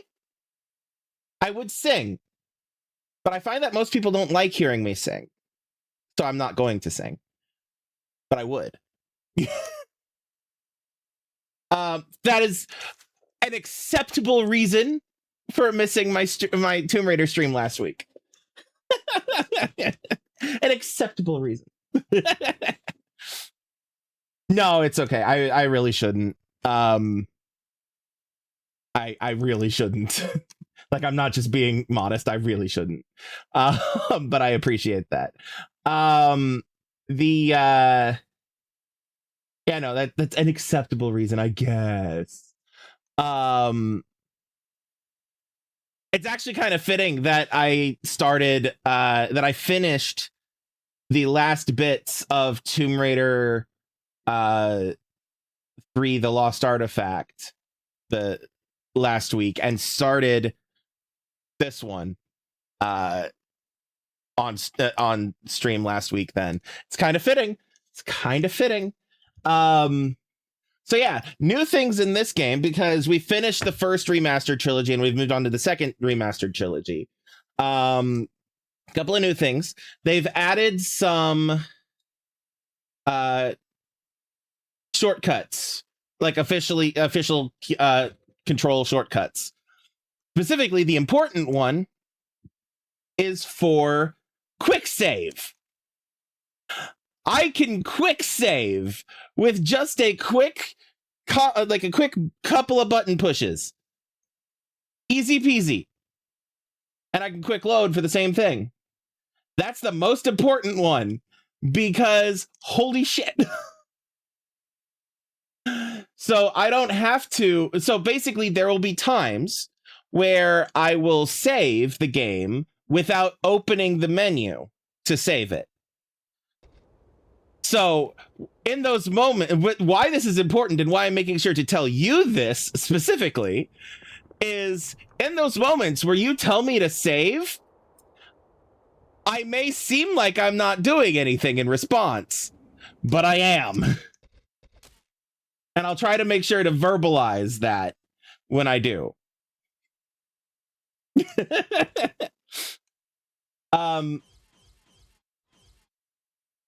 So yeah. We are actually 7 levels in to Tomb Raider The Last Revelation now, Tomb Raider 4. I know you and your kid have had some experience playing the games, but I don't remember how much experience. The levels go quick on this game because it's all, the way the game is set up is it's all one big, like, delve into one big tomb rather than several different tombs that are each 2 or 3 levels that take a while. So the entire game is essentially what was a couple of levels of the in the previous 3 games. And so a lot of the levels are shorter because they break it up across various different areas and stuff. You're rusty. Okay. Makes sense. So very fair. This is one of the games that I remember the least about. I remember the story, right? I remember the story because do you remember what happens in the story of this game?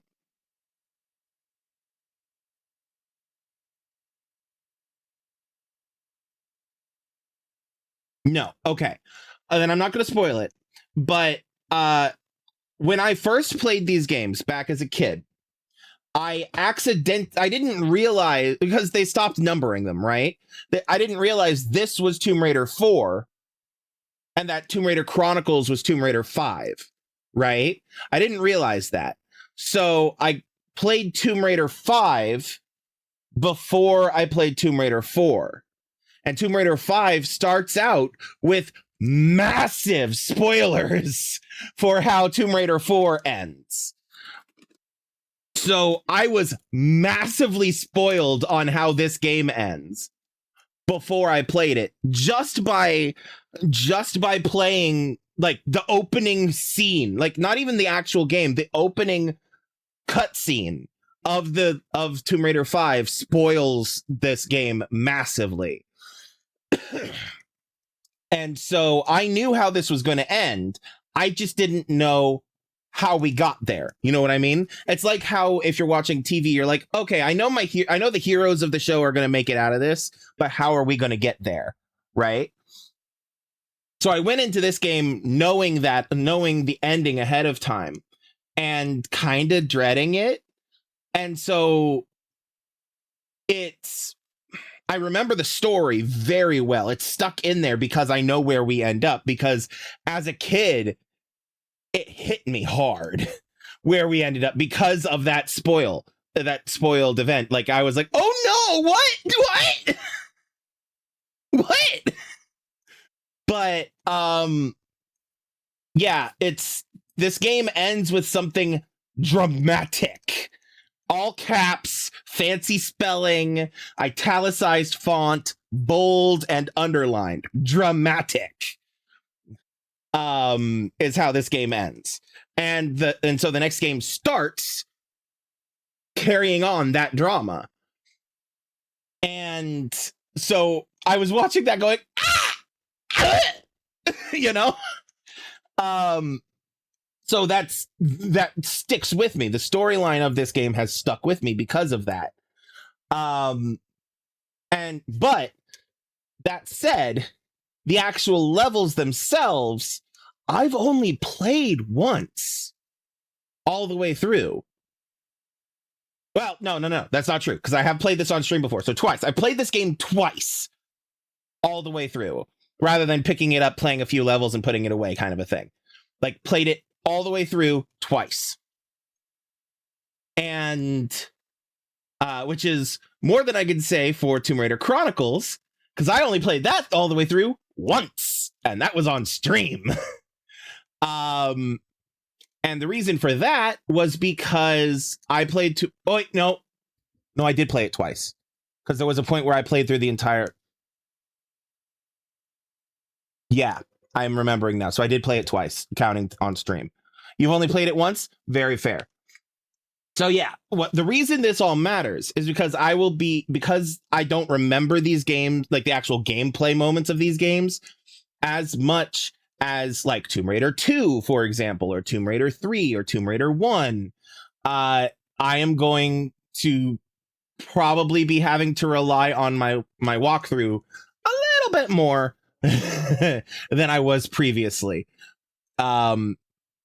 Because I'll probably end up going, oh, fuck, where do I go now?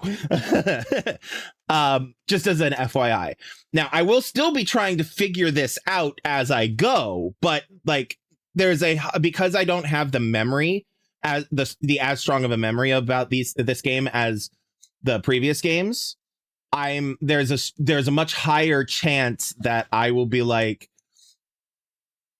what? That I'll actually get stuck, you know what I mean? So yeah. Yeah, just that disclaimer right out from the gate. But yeah, so the levels of this game all right. So I pulled up the total walkthrough, right? There is a total of 1, 2, 3, 4, 5, 6 overall locations in this game. All of them are Egypt. They're just different places in Egypt. So like, we just finished in the Valley of the Kings, right? And we're entering Karnak.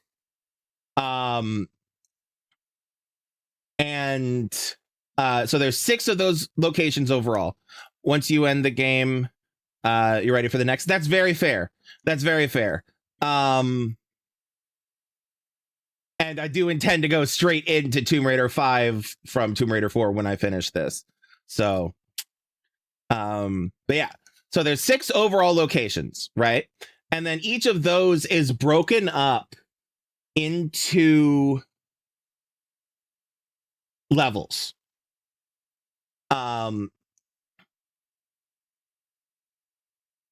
And there is a total of all locations combined, right? All locations combined, there is a total of 35 levels in this game, which is massive compared to Tomb Raider 3, which had much less than that. I mean, there was, let's see here, 4, 8, 12, 15, 19 in Tomb Raider 3, right? So some of these levels are short. Some of them are revisited a lot. And basically the way the devs approach this game is that to some degree, some locations in this, like, they approached it like it was an open world game where you can run around freely and the story develops around you, kind of a thing. But because that technology for an open world game didn't exist yet, they're each individual levels. So like, you go to this location and then you go back, then you go to another location, then you go back to the other location, the first location, and it's the same, but slightly different. And it's just multiple levels. But it feels like you're doing that, like it's kind of free, but not quite, because there is loading screens and stuff. So yeah, that's kind of where we're at. I did forget to ask, how's the kiddo doing? How's the fam?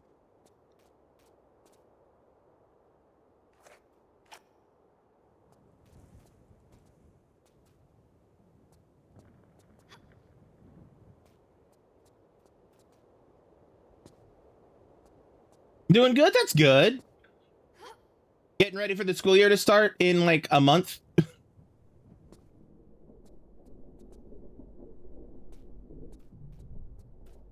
Wait, where am I going?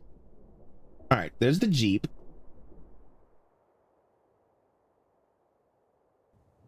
Two weeks? Fair. Oh, true. It is like the second week of August. That's fair.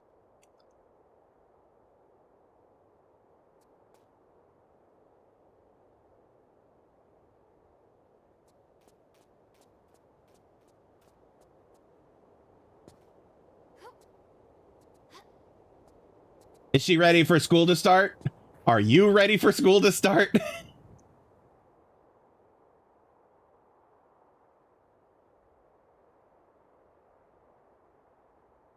Oh, that's where I'm going. Okay, I'm going the wrong way. Said hi. Hi! Hi, Lilac Skies kid. No? Is that you saying no, or her, or both?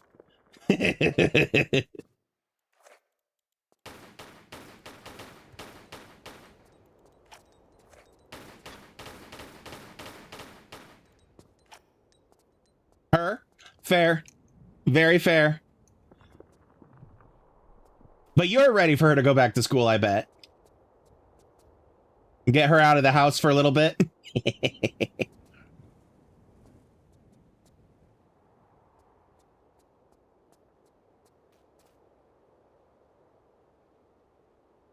Yeah, summer vacation, like as kids, summer vacation always feels too short. But for parents, summer vacation is, sorry, other way around. As kids, summer vacation feels like it's not long enough, right? Like, make it longer so that we can have more free time and play and have fun and not have to go to school. But for the parents who have to deal with the kids, we're always like, no, make it shorter, please. My offspring is driving me fucking bonkers.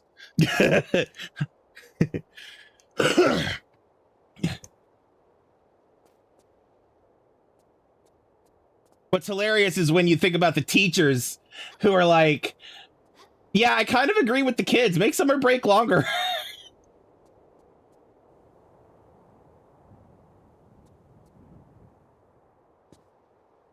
All right, we got a courtyard over here.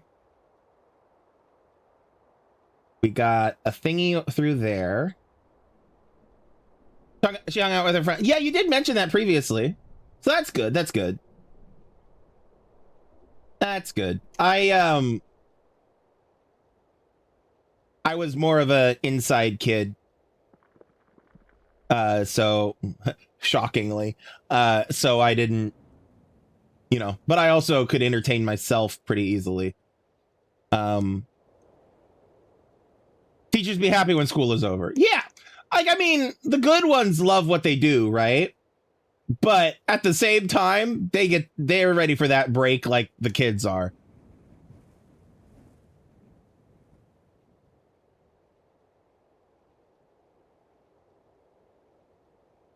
Oh wow, I caught her in mid motion. They need their freedom? Absolutely. Absolutely.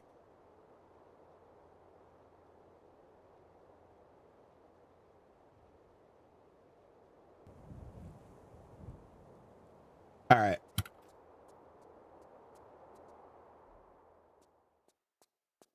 All right, so I did get that small medical pack, I think. I remember getting it. Now... So one of the things that I need to deal with in this game is because they added an actual compass. You can't see it on TikTok. It's over on this side. It's in this corner of the screen. You can actually see, so like on my little TikTok makeup, you can see the yellow words on the bottom left hand side of the screen down here. Those words talk about the secrets. Right above those words is a actual functioning compass that tells you which direction is north, south, east, or west. It tells you which direction Lara is facing, like an actual compass does. But because they included that, the people who wrote the walkthroughs feel like they're extra smart and say, now go west and stuff like that. And it's like, fuck you. Which way is west? All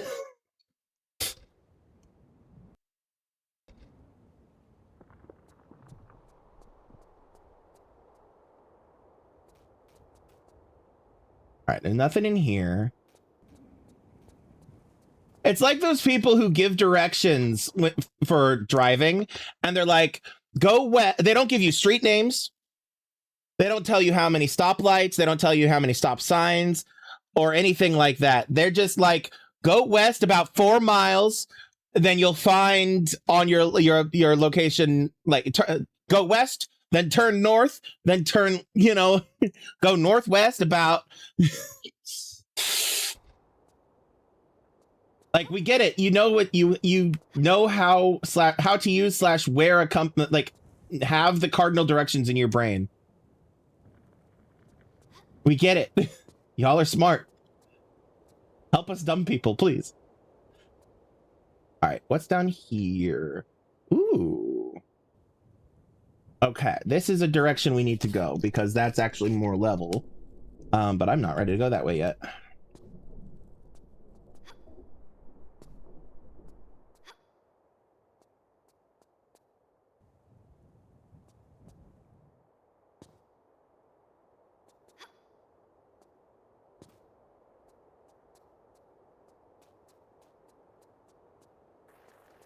All right, so we got that loot. Now, where does it want me to go in that hole or not yet? Yes, it does. It does actually want me to go through that hole. All right.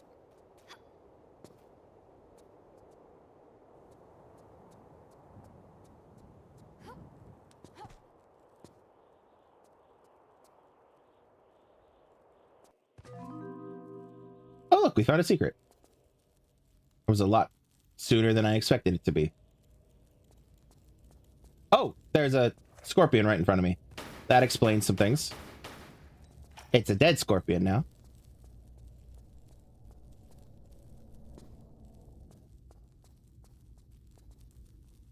Alright.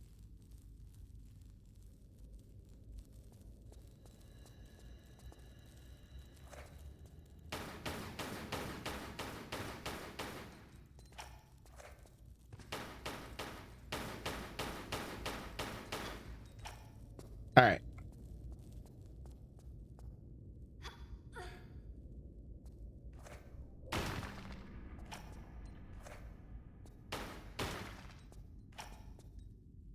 As a road mark for these games, these are the first Tomb Raider games that have breakable, like, vases and stuff that don't require, like, switches or buttons and stuff, like actual cutscenes to break. Like, things that you can actually just shoot to break. So that gives you a benchmark of technological advancement.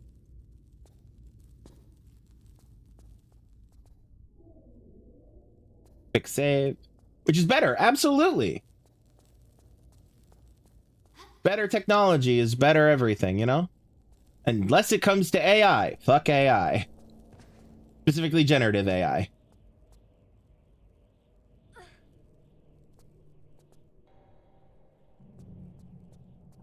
All right, so we're done with that direction. Da, da, da, da, da, da, da, da.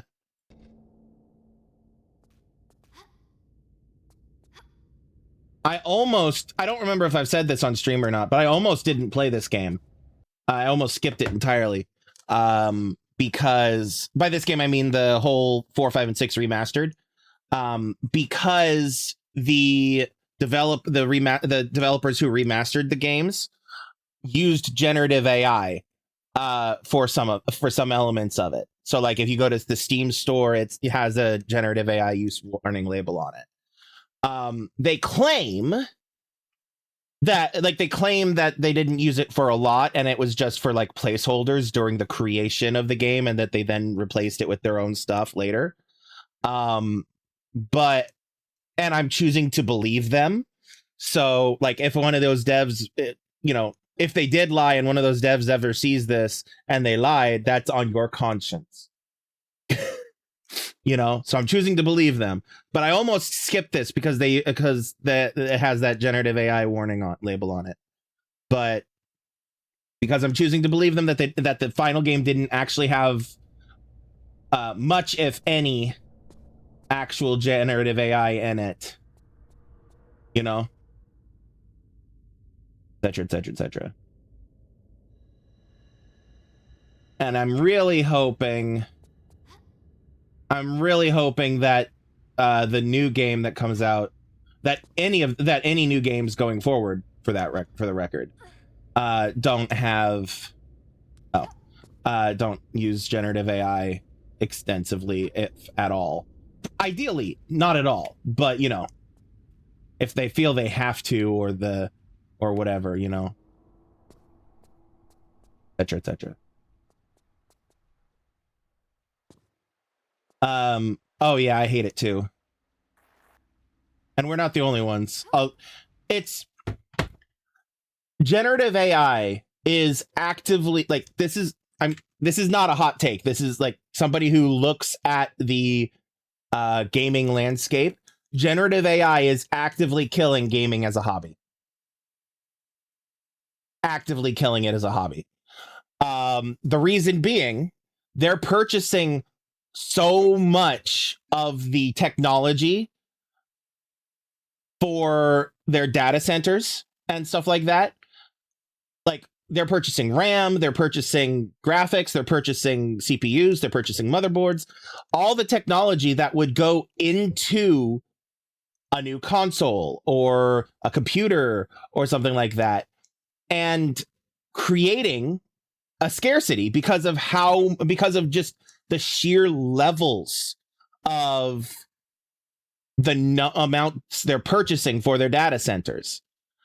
And that's creating a scarcity, which is raising the prices for not just the creation of consoles and computers, but also the creation of games, because the developers need that technology too in order to develop the games. And so the more money they have to spend on having the best technology in order to develop the games, the more the final game product is going to cost to counterbalance that. And then on top of that, so not only is the prices for consoles and PC parts and stuff like that increasing, but the cost of games themselves are increasing. And we can see that with the fact that GTA 6 is expected to cost about $100 brand new.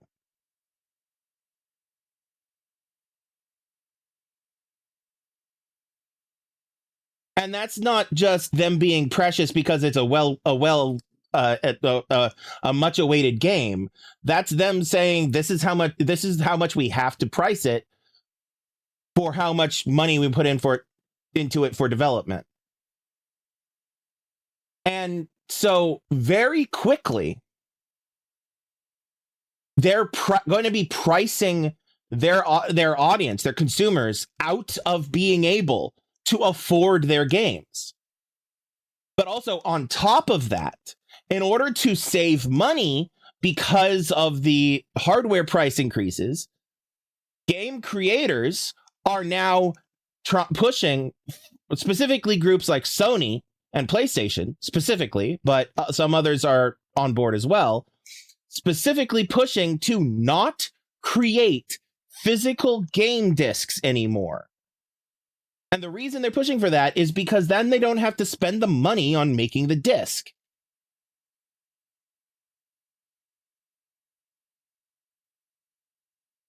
Which then makes it so that people like me,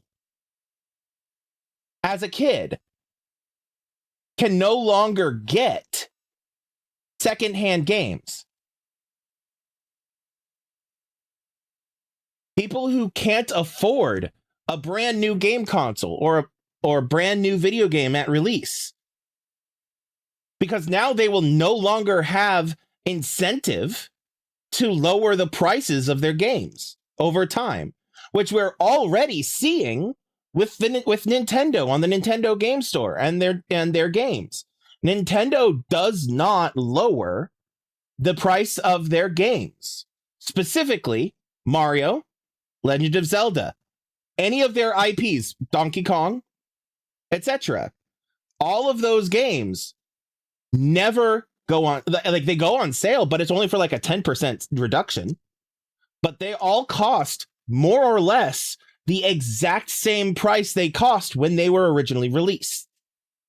And they can do that because people, well, one, people will still buy them, and two, because there's not physical media that then gets old, you know? And so without the physical media, not only can people not buy secondhand games, but there's no incentive for developers and studios to lower the price over time. And then there's no incentive and no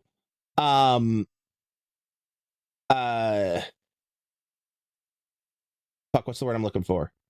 No incentive and no encouragement, no I think you guys are getting what I'm trying to say, for them to put games on sale. And there's no reason why they couldn't just continue to jack up the price as expenses go. There's no accountability for it. And the reason this is all happening, or at least why they're, not only is it happening because they feel like they can get away with it,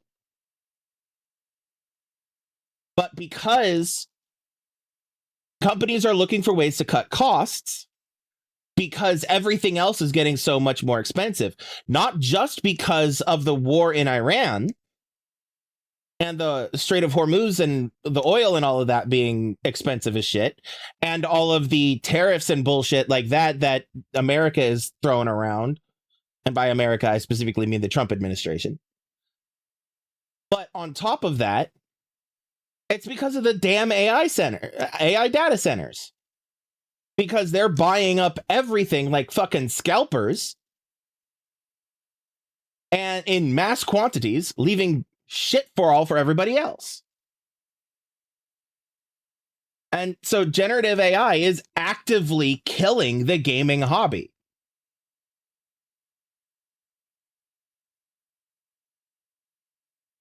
And there's nothing we can do about it short of killing generative AI. But that's going to take a lot of work to do. Not that it's not worth doing, but you know. And we're on our way towards it. Did you hear about the there was some data center CEOs who had gone to a town hall in Salem, and they left early because they were reportedly scared for their lives, because locals from the town hall locals who had attended that town hall brought a guillotine and had it set up outside of the town hall center.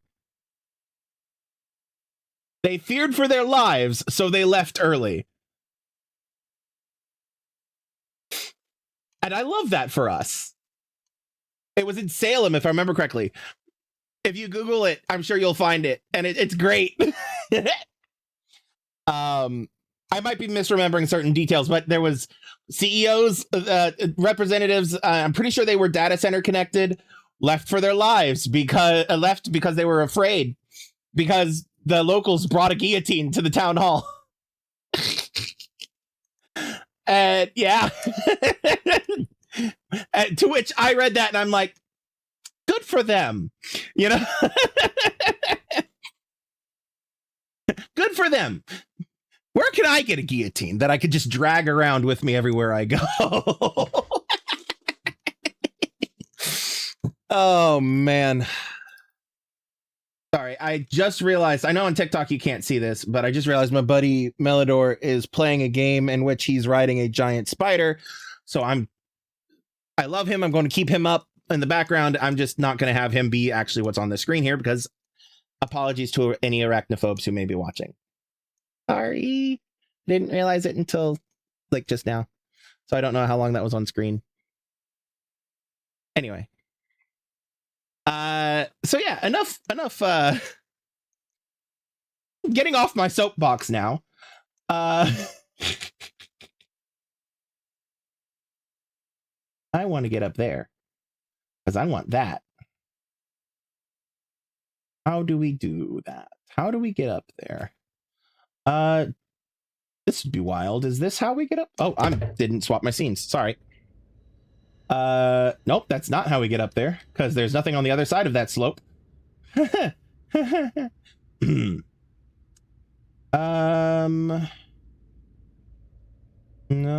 that doesn't look right.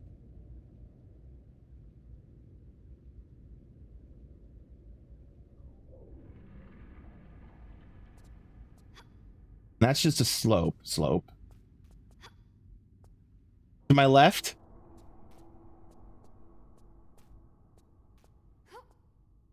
Yeah, this is just slippy. Slippy slidey. Slippy slidey. I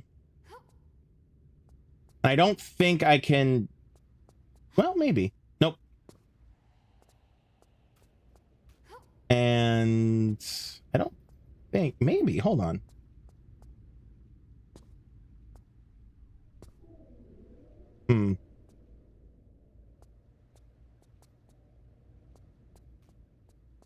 Maybe. Hold on.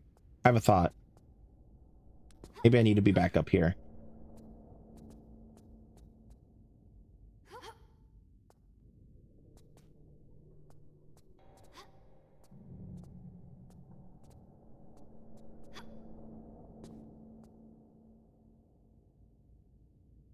All right.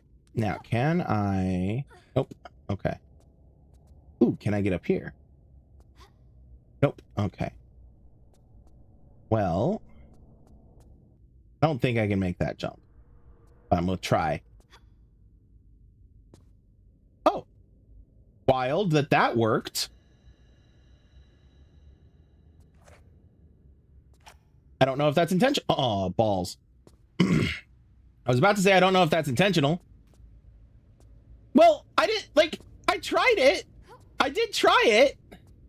Because, like, right here, right? I tried that and slid right off.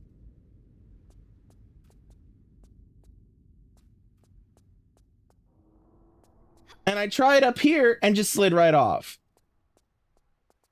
So what it is we've reached the era where one cube can have two angles on it. And that's impressive, but wild. There we go. Careful, Lara. Hold the walk button so we don't slip and fall. Jump. Damn.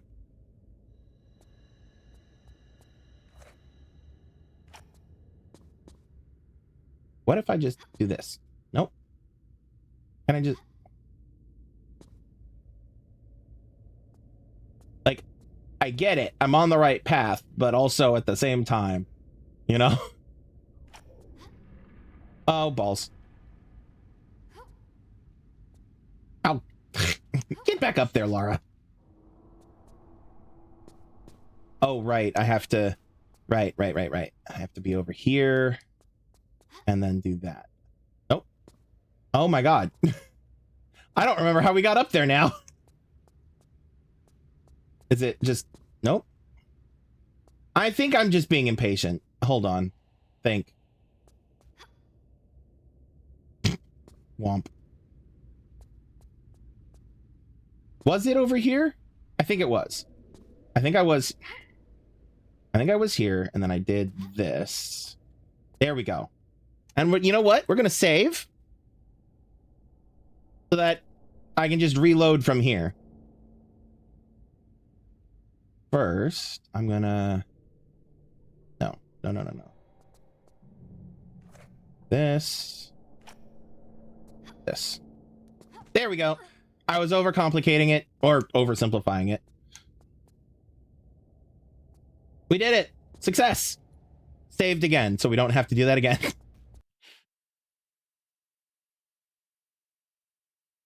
Alright. Do we want to go this way or this way? Let's go this way.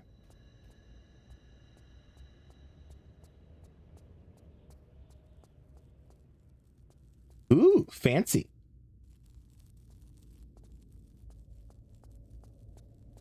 All right, can I break these? Probably not. No, okay.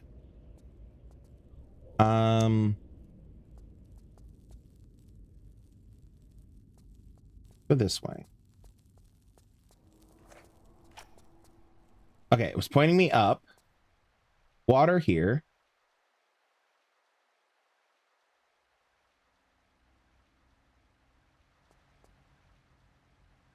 Go down.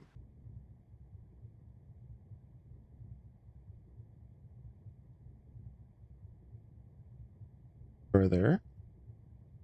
Okay. So dead end for the moment. All right, so we want to go up.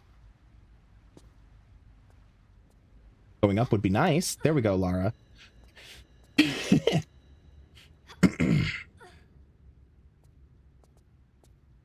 Lilac Sky. I forget. So you've played these games, I know that. Are you a fan of history? There was a lever? There was a lever. Underwater or up here?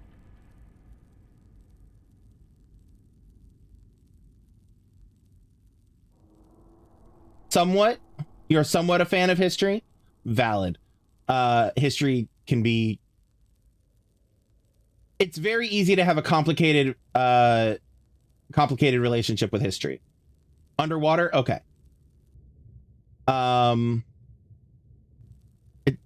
Oh, there's stuff to pick up underwater. Look at that. Some flares. Yeah, it's very easy to have a complicated relationship with the subject of history. Yeah, I don't see a lever underwater.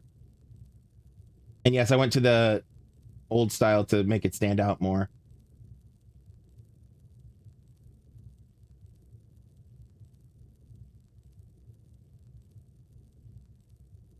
But thank you for making me go look again, because I didn't see that the first time because it was so dark.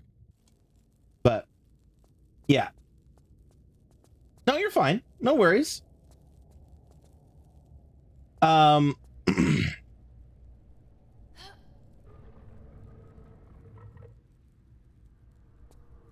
But yeah, so the reason I ask if you're a fan of history, are you a fan of sci-fi, science fiction, specifically stuff involving time travel?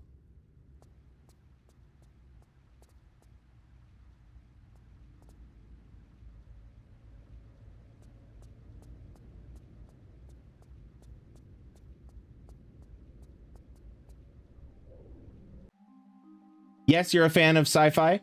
Or yes, you're a fan of stuff involving time travel. / both.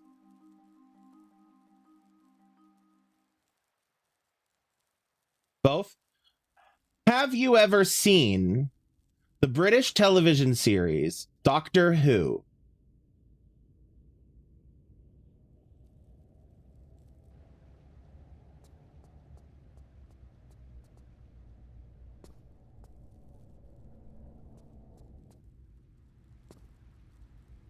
It is one of my favorite series.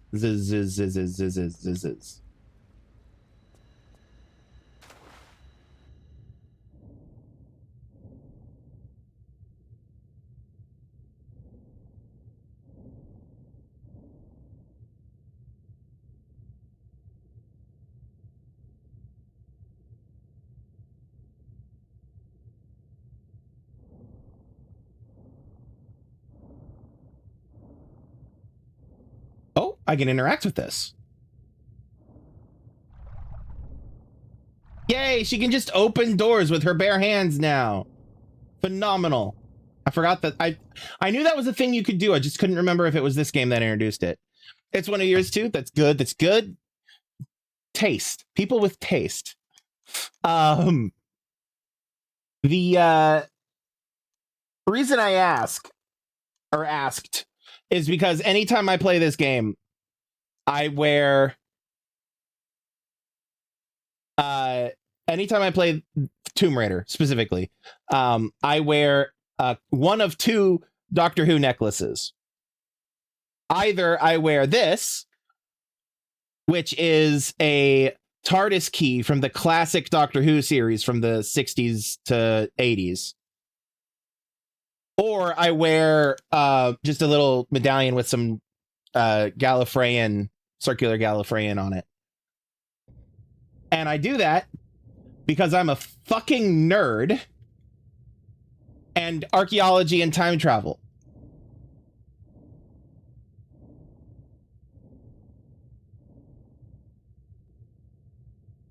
And I thought that if you knew Doctor Who, you might get a kick out of that.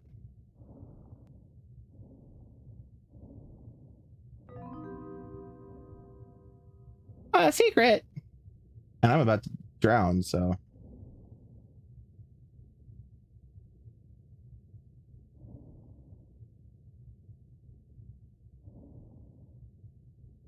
Air would be nice.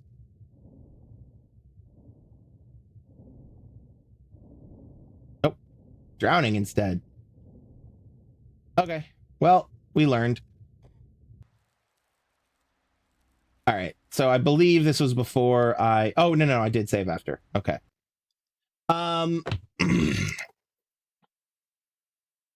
Is Doctor Who another thing that you've shared with your kiddo?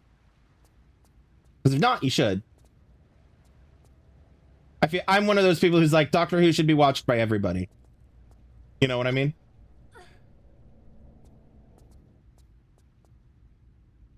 Not sure?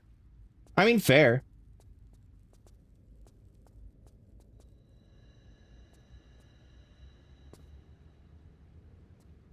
He said no? Well. You have time before, You have time before, school starts. All right. All right. Walkthrough does say that the pool is the next place I need to go. So you'll get her hooked. I mean, I'm sure you are already an amazing mother, but now 10 out of 10 top mothers.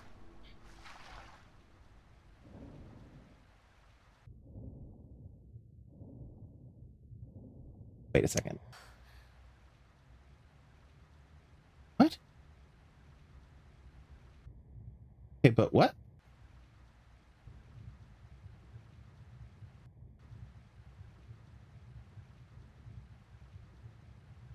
All right, so this says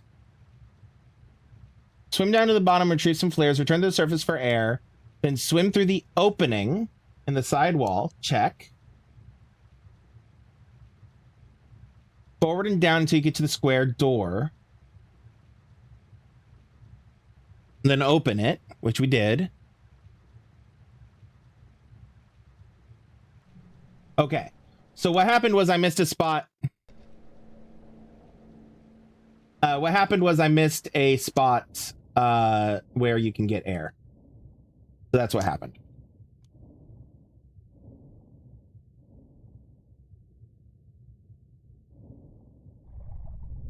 Doctor Who, Star Trek, Star Wars. Star Wars. I could believe you justifying no, because the fandom itself can be incredibly toxic. But all right, so there's somewhere in here is a place where aha.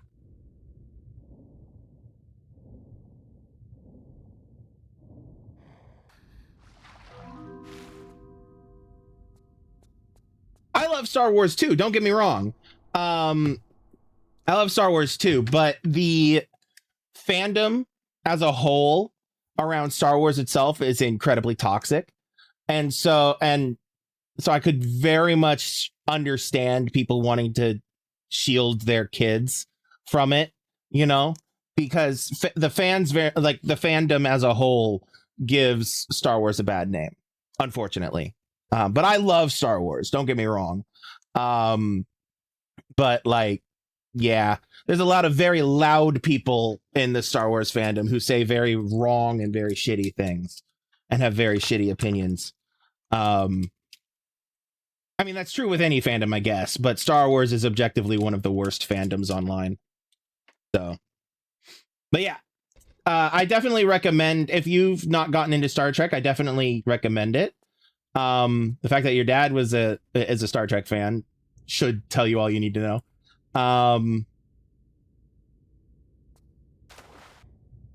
That it's quality.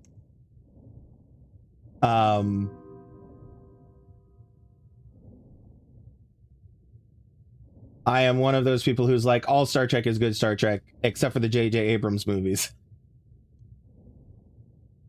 Like, I mean, the J.J. Abrams movies have their place, but I am not a fan of J.J. Abrams' work himself. So, Dad can watch it for hours. I can as well. I've been keeping up with all of it for as long as I have lived. My mom literally raised me on Star Trek. So yeah. All right. So we've got 3 out of 4 secrets.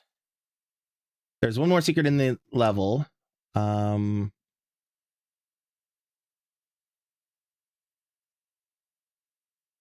So walkthrough says to go back to the start of the pool.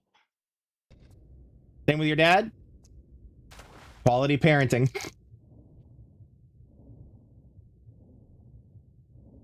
Star Trek, growing up on Star Trek mixed with just how my mom raised me as a whole is one of the big reasons I am the person I am today. He also likes Dune. I'm gonna get hate for this because I know Dune has a massive following. I have not been able to Dune. Anything I've seen of Dune has not drawn my attention. It doesn't intrigue me. Well, you and I are on the same page, at least. I've not given it to be fair, I've not actually given Dune a solid try. But it just doesn't catch my eye, it doesn't catch my opinion. Like, it doesn't hook me, which is kind of what happened to me with Game of Thrones as well. I watched it up until the Red Wedding because of my ex, who I was dating at the time. Really loved the series. And so we would watch it together. But then the Red Wedding happened, and by that point in time, it was very much my experience of Game of Thrones had been, oh, I really like this character. 2 episodes later, character's dead. Oh, I really like this character. Character's dead. And it's just, the story itself and the world itself were not enough to keep me hooked. And so I fell off at the Red Wedding. Now that's all of that said, I have very specific opinions about George R.R. Martin's writing style as a whole. Because I have tried to read his books. Because I was like, maybe it's just the adaptation. Maybe I'd like it better if it was a book, if it was the books, you know? So I borrowed one of them from the library and gave it a try. And still couldn't get into it. His writing, I'm not going to get into it because I know that there's a lot of people who, like, online in general, who are big George R.R. Martin fans and will live and die based off of his pen strokes. So I'm not going to talk too much about it, but I have very specific opinions about his writing styles, and I am not convinced that he is as good of a writer as people think he is. Let me just leave it that way. The White Walkers kept you into it. That's very fair. That's very fair. If I had stayed in for it, I would have stayed in for Jon Snow, because I really like that actor. I forget his name right now. Kit something, I think. But I really like that actor. He was really good. I liked his storyline, and I know now that he survives, you know. But back then, especially at the Red Wedding, who's my favorite character at the time was the eldest Stark brother. And he's one of the big deaths. I was really rooting for him. I was rooting for his wife and all of that. And that whole Red Wedding happened. And both of them died. And I was like, okay, well, that's strike 3 for me. I would stay for Jon, but there's no guaranteeing he's going to die. I like Maisie Williams. She's incredible, and I'm really glad. The one with the cut off hands? No, that was Jaime Lannister. Jon Snow is the one who went to the wall. Turned out to be a Targaryen, I think, based off of what I've seen online.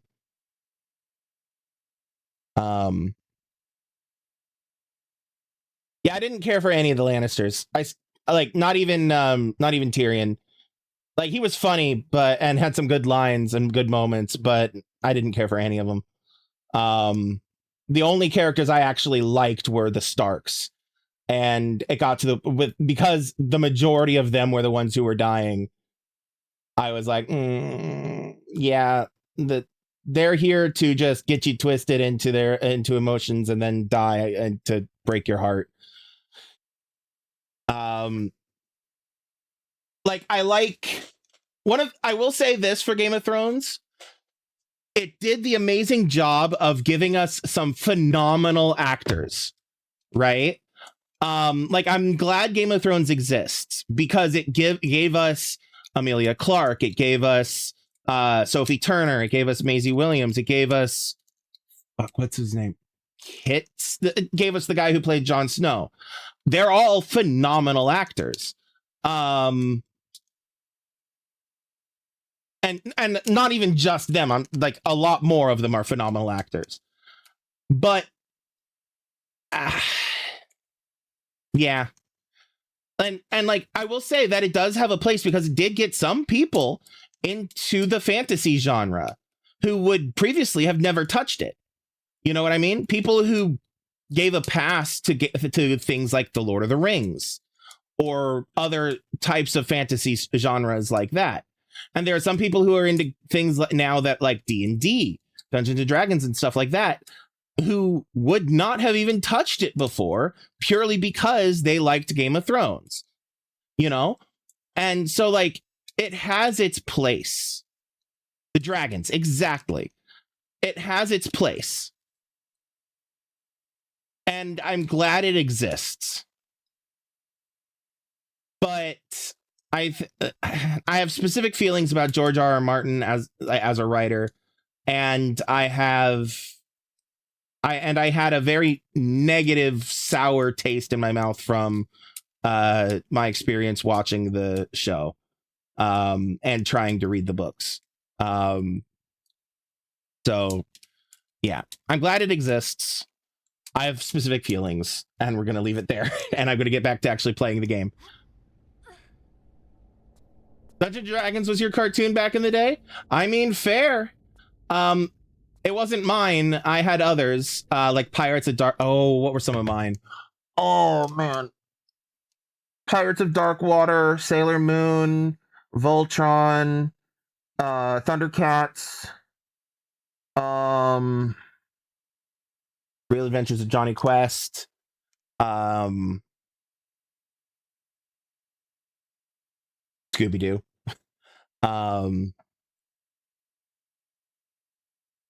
In fact, speaking of Scooby-Doo, a funny story. I recently went back to watch some of like the classic Scooby-Doo cartoons, and like they're fucking narcs, man. You know? Like people out here trying to cheat the system and get their bag in a corrupt capitalistic regime world, you know? And these kids are like, no way. I'm going to call the police on you. Fucking narcs. Now, I do know that in more modern versions of the story, they're actually like actual mystery solvers and detectives and stuff. So like I give it a pass, but the original versions of them, they were fucking narcs. Haji from Johnny Quest. Yeah. Haji was fucking awesome, man. TMT. You mean Teenage Mutant Ninja Turtles? Or something else?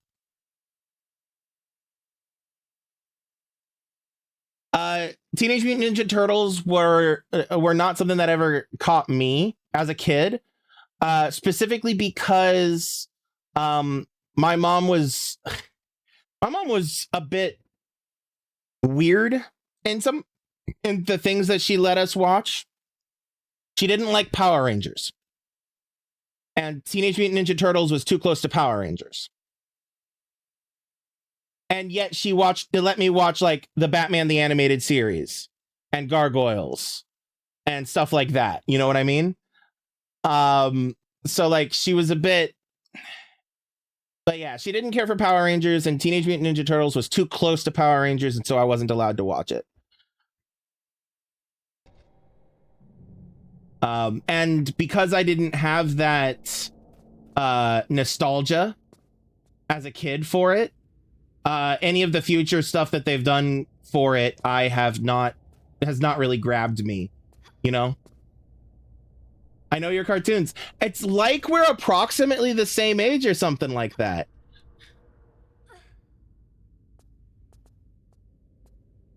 Sorry. The same generation or something.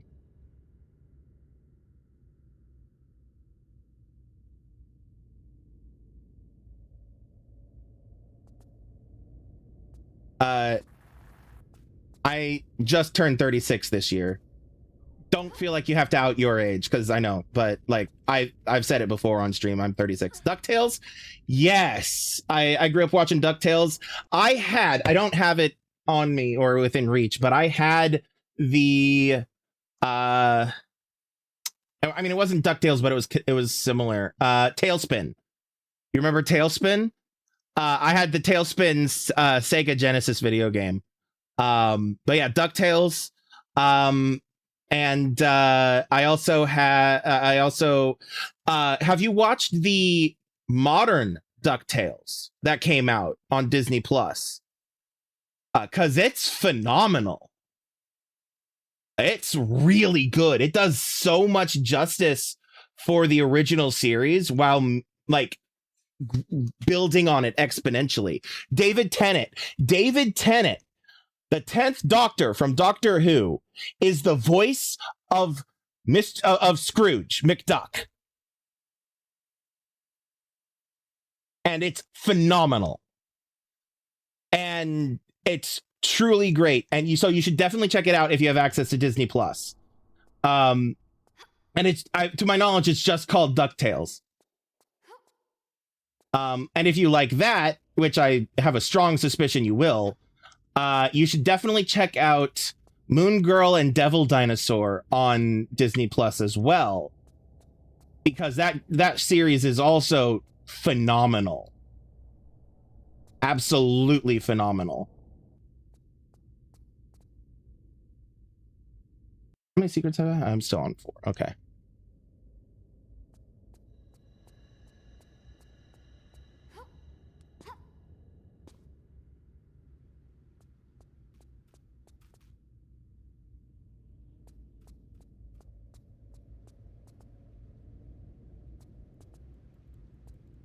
Oh, I hear. There you are. Another scorpion. Oh no. Arnar.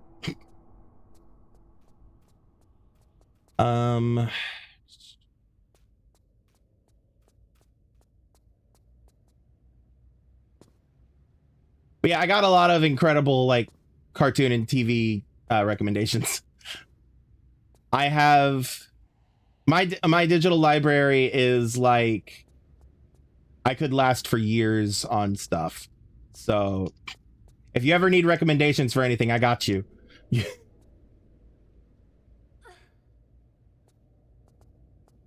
Same for books, for that for the record. Same for books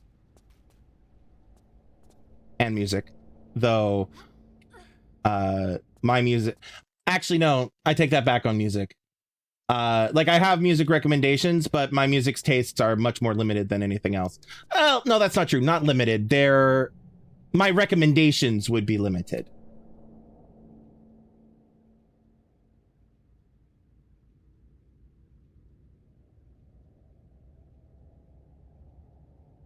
Has your daughter read the Percy Jackson series?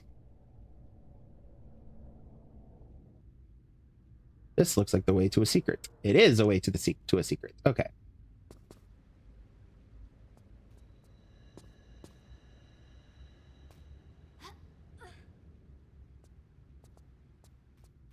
If she's not read Percy Jackson, she didn't care for the show. That's fair. The books are better. The books are better. Like the show, I really enjoy the show, but the books are better than the show.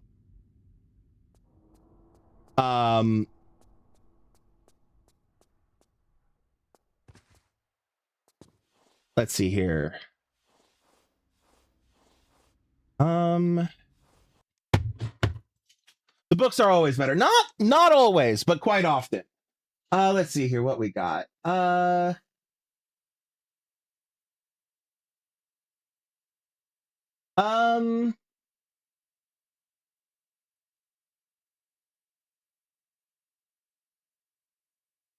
The Dragon Riders of Pern. Give me 1 second.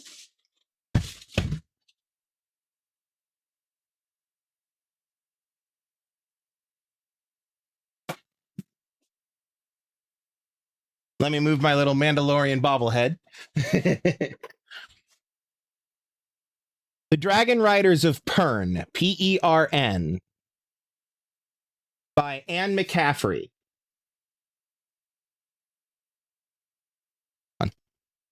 Hold on. Get a better light situation going so it's not glowing on the book. Hopefully that's legible.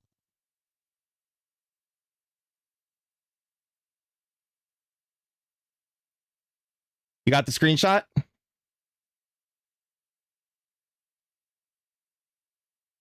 Cool. They're phenomenal. Phenomenal. Anne McCaffrey, if I remember correctly, she died before she could finish the series overall. But her kids have continued it.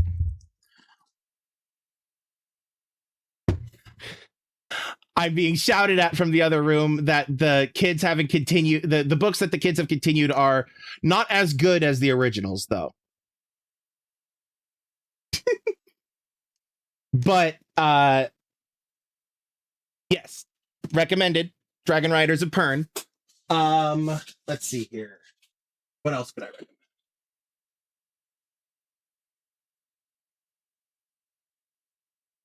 Let's see here. I'm a big fan of Edgar Allan Poe. So Edgar Allan Poe, Sherlock Holmes, any of those for classic literature. Also, George Orwell's 1984. Although school might have her read that one on her own, depending on the school. Lord of the Rings.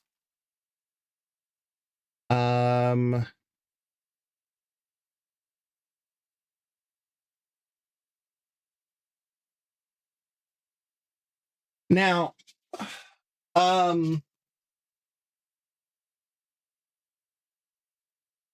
had it. Where is it?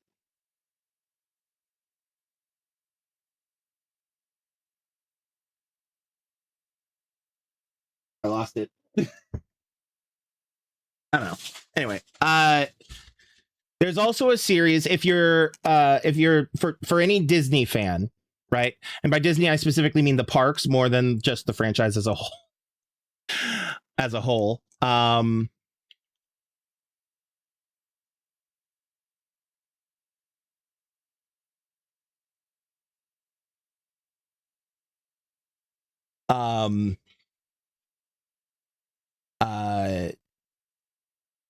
the Kingdom Keepers. It's a story about some young kids who essentially wake up one night and discover that they are the guardians of the magical world of Disney. And I'll let you figure out what that means by checking out the books. I will say there to be careful which versions of the books you buy, that you get, because whether you buy them or get them from a library, because the author re-released like the first 4 of the books, but in a like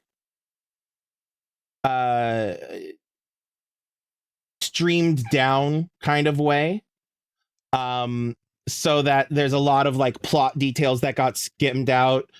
They tried to modernize things to keep up with the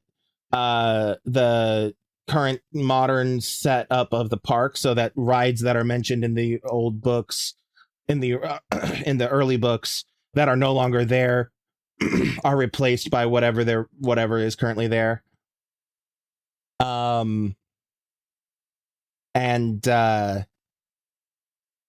Yeah, it's an interesting series. The author isn't one of my favorites. The series is good. Don't get me wrong. The series is good. I take some issue with some of the writers' style of writing, but it's not like egregious enough for me that I couldn't read the books.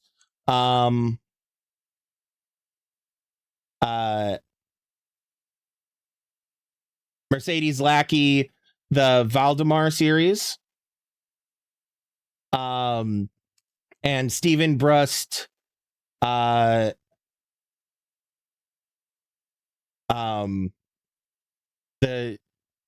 just gonna type it out because I'll send these in chat because the spelling can be a little complicated.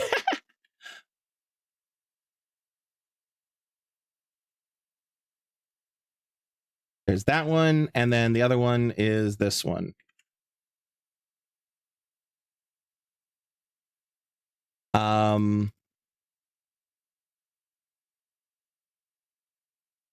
But yeah, those should be some good ones for you to for y'all to get started on. Hopefully those messages came through. Let me know if those messages didn't come through for some reason. Anyway, I did a lot more chatting this time than actually playing the level. Let's get a little bit more of the game played. All right, so did I get the entirety of the secret back here? Yes, I did. Okay. They haven't come through? Okay, then let me send them this way then.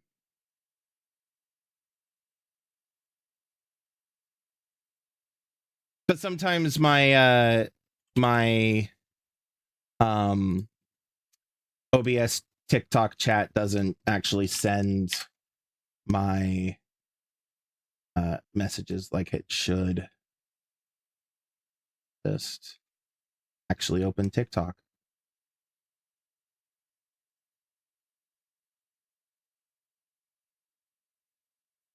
There's one. There's the next. All right.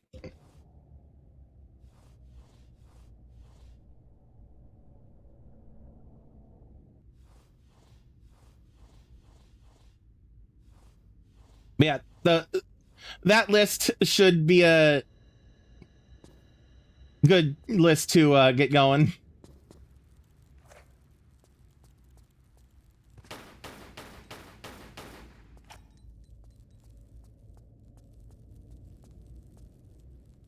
All right, so we've got all 4 secrets. All right, now we came from there, we went up there.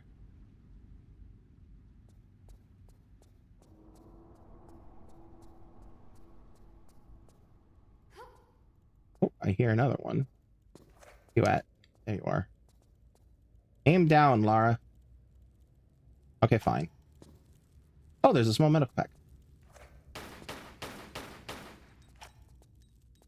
Oh, it's still alive. Now it's dead.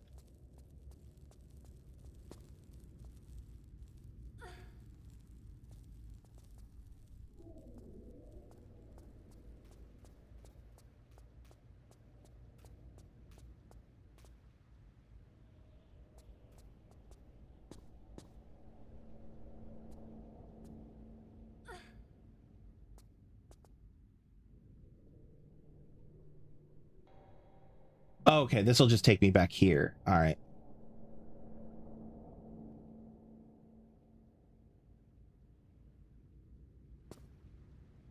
Okay.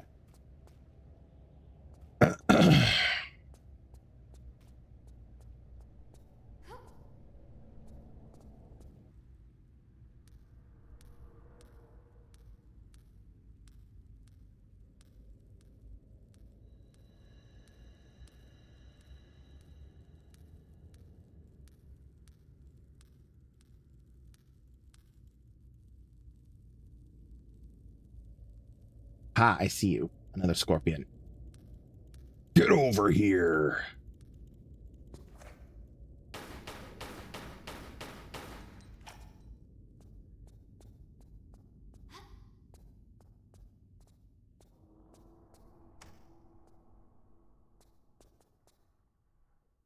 Okay, what did that do? Oh, there's another scorpion.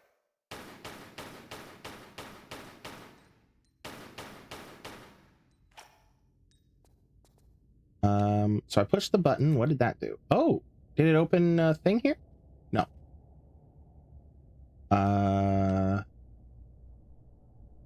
Oh, it opened that. Okay. In here? At least not yet. Okay.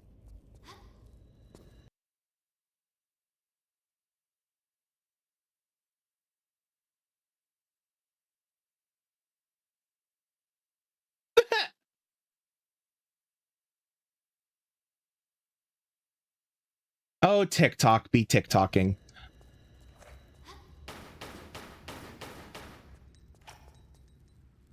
I just got smacked by TikTok for body exposure and sexual themes. Where? Oh well.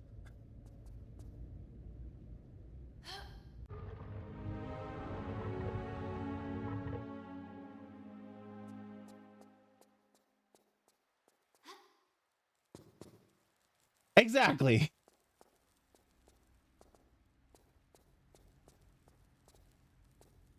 TikTok be crazy.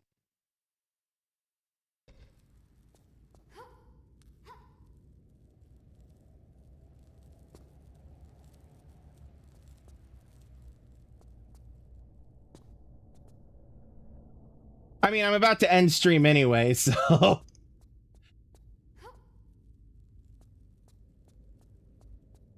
I mean, this feels like a good place to call it for now. So, all right. I wanted to make a little bit more progress because of how much pausing and talking I did, but it's always great to just chat though. So I don't have any regrets. Anyway, so yeah. Apparently it was not egregious enough for TikTok to immediately like kill my live, which is hilarious. You'd think that would be an immediate and because of how young some people can be on this app, you'd think that it would be an immediate like kill the stream type of reaction if it was like exposure or sexual stuff, you know? No worries. You're welcome for the Rex. Anytime you need them, just let me know. Anytime you need more, no matter what they are, movies, TV, games, etc. But yeah, thanks for popping in again. Happy birthday. Even though it's a week late, but hey, thank you for coming. 2 weeks. Let's see here. 2 weeks. What will we be doing in 2 weeks on stream? 2 weeks. I don't think I'll be doing anything different probably on stream, but in 2 weeks, school starts again. And yeah. The ominous inevitability of stream starting. Stream starting. School starting. That's the one. Anyway. But yeah, thank you all for coming. Thanks for hanging out. Thanks for spending the time. For anybody who came in at the end and is new here, I have been Crimson Knight. You can call me that or Jamie or whatever else you want to call me. I stream every Monday, Tuesday, Wednesday, and Friday from around 7 p.m. U.S. Eastern Time until around 10 p.m. U.S. Eastern Time. For those outside of that, I start around 3 hours ago and then stream for 3 hours. So if you look at the clock, 3 hours prior, that's 7 p.m. Eastern, which is when I start usually. And then, yeah, I go until around now, give or take. And yeah, every day of the week is a different game. Mondays are pretty much whatever I feel like playing. Tuesdays are Tomb Raider Tuesdays. Wednesdays are Assassin's Creed, and Fridays are currently Horizon Forbidden West. And yeah, you can find me on Twitch or TikTok, whichever your preference. Twitch.tv/Crimson Knight Gaming or at Crimson Knight over on TikTok. If you want to catch any of my previous streams, you're very welcome to. You can find them for free over on my YouTube channel, Gaming with Crimson Knight. Just go to youtube.com/@Crimson Knight, and you can find all of my streams from the last 6 years that I have been doing this. If you do check them out, or you're currently watching this on YouTube, please don't forget to hit the like button, comment, subscribe, and all those wonderful things that has been the standard things that you do on YouTube for ever. Yeah. You can find all those links and more in my Linktree, Linktree/Crimson Knight. You can see it typed out on screen above my head. That Crimson Knight is also how you spell all the other Crimson Knights in URLs that you can find me.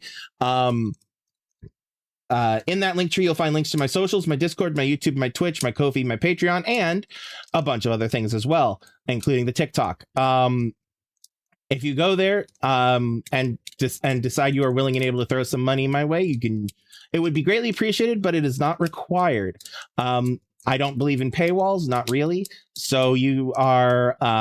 So my content will be for free. However, if out of the goodness of your heart, you're like, hey, this guy deserves $1 or $2, you can throw some my way through my tip jar over on Ko-fi, ko-fi.com/Crimson Knight.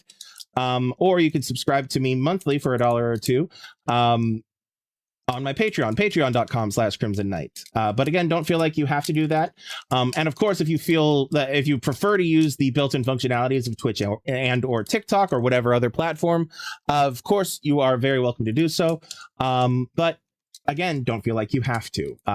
It's only if you're willing and able. I get it that it's rough out here for everybody and every little bit helps. So there's absolutely no pressure one way or the other.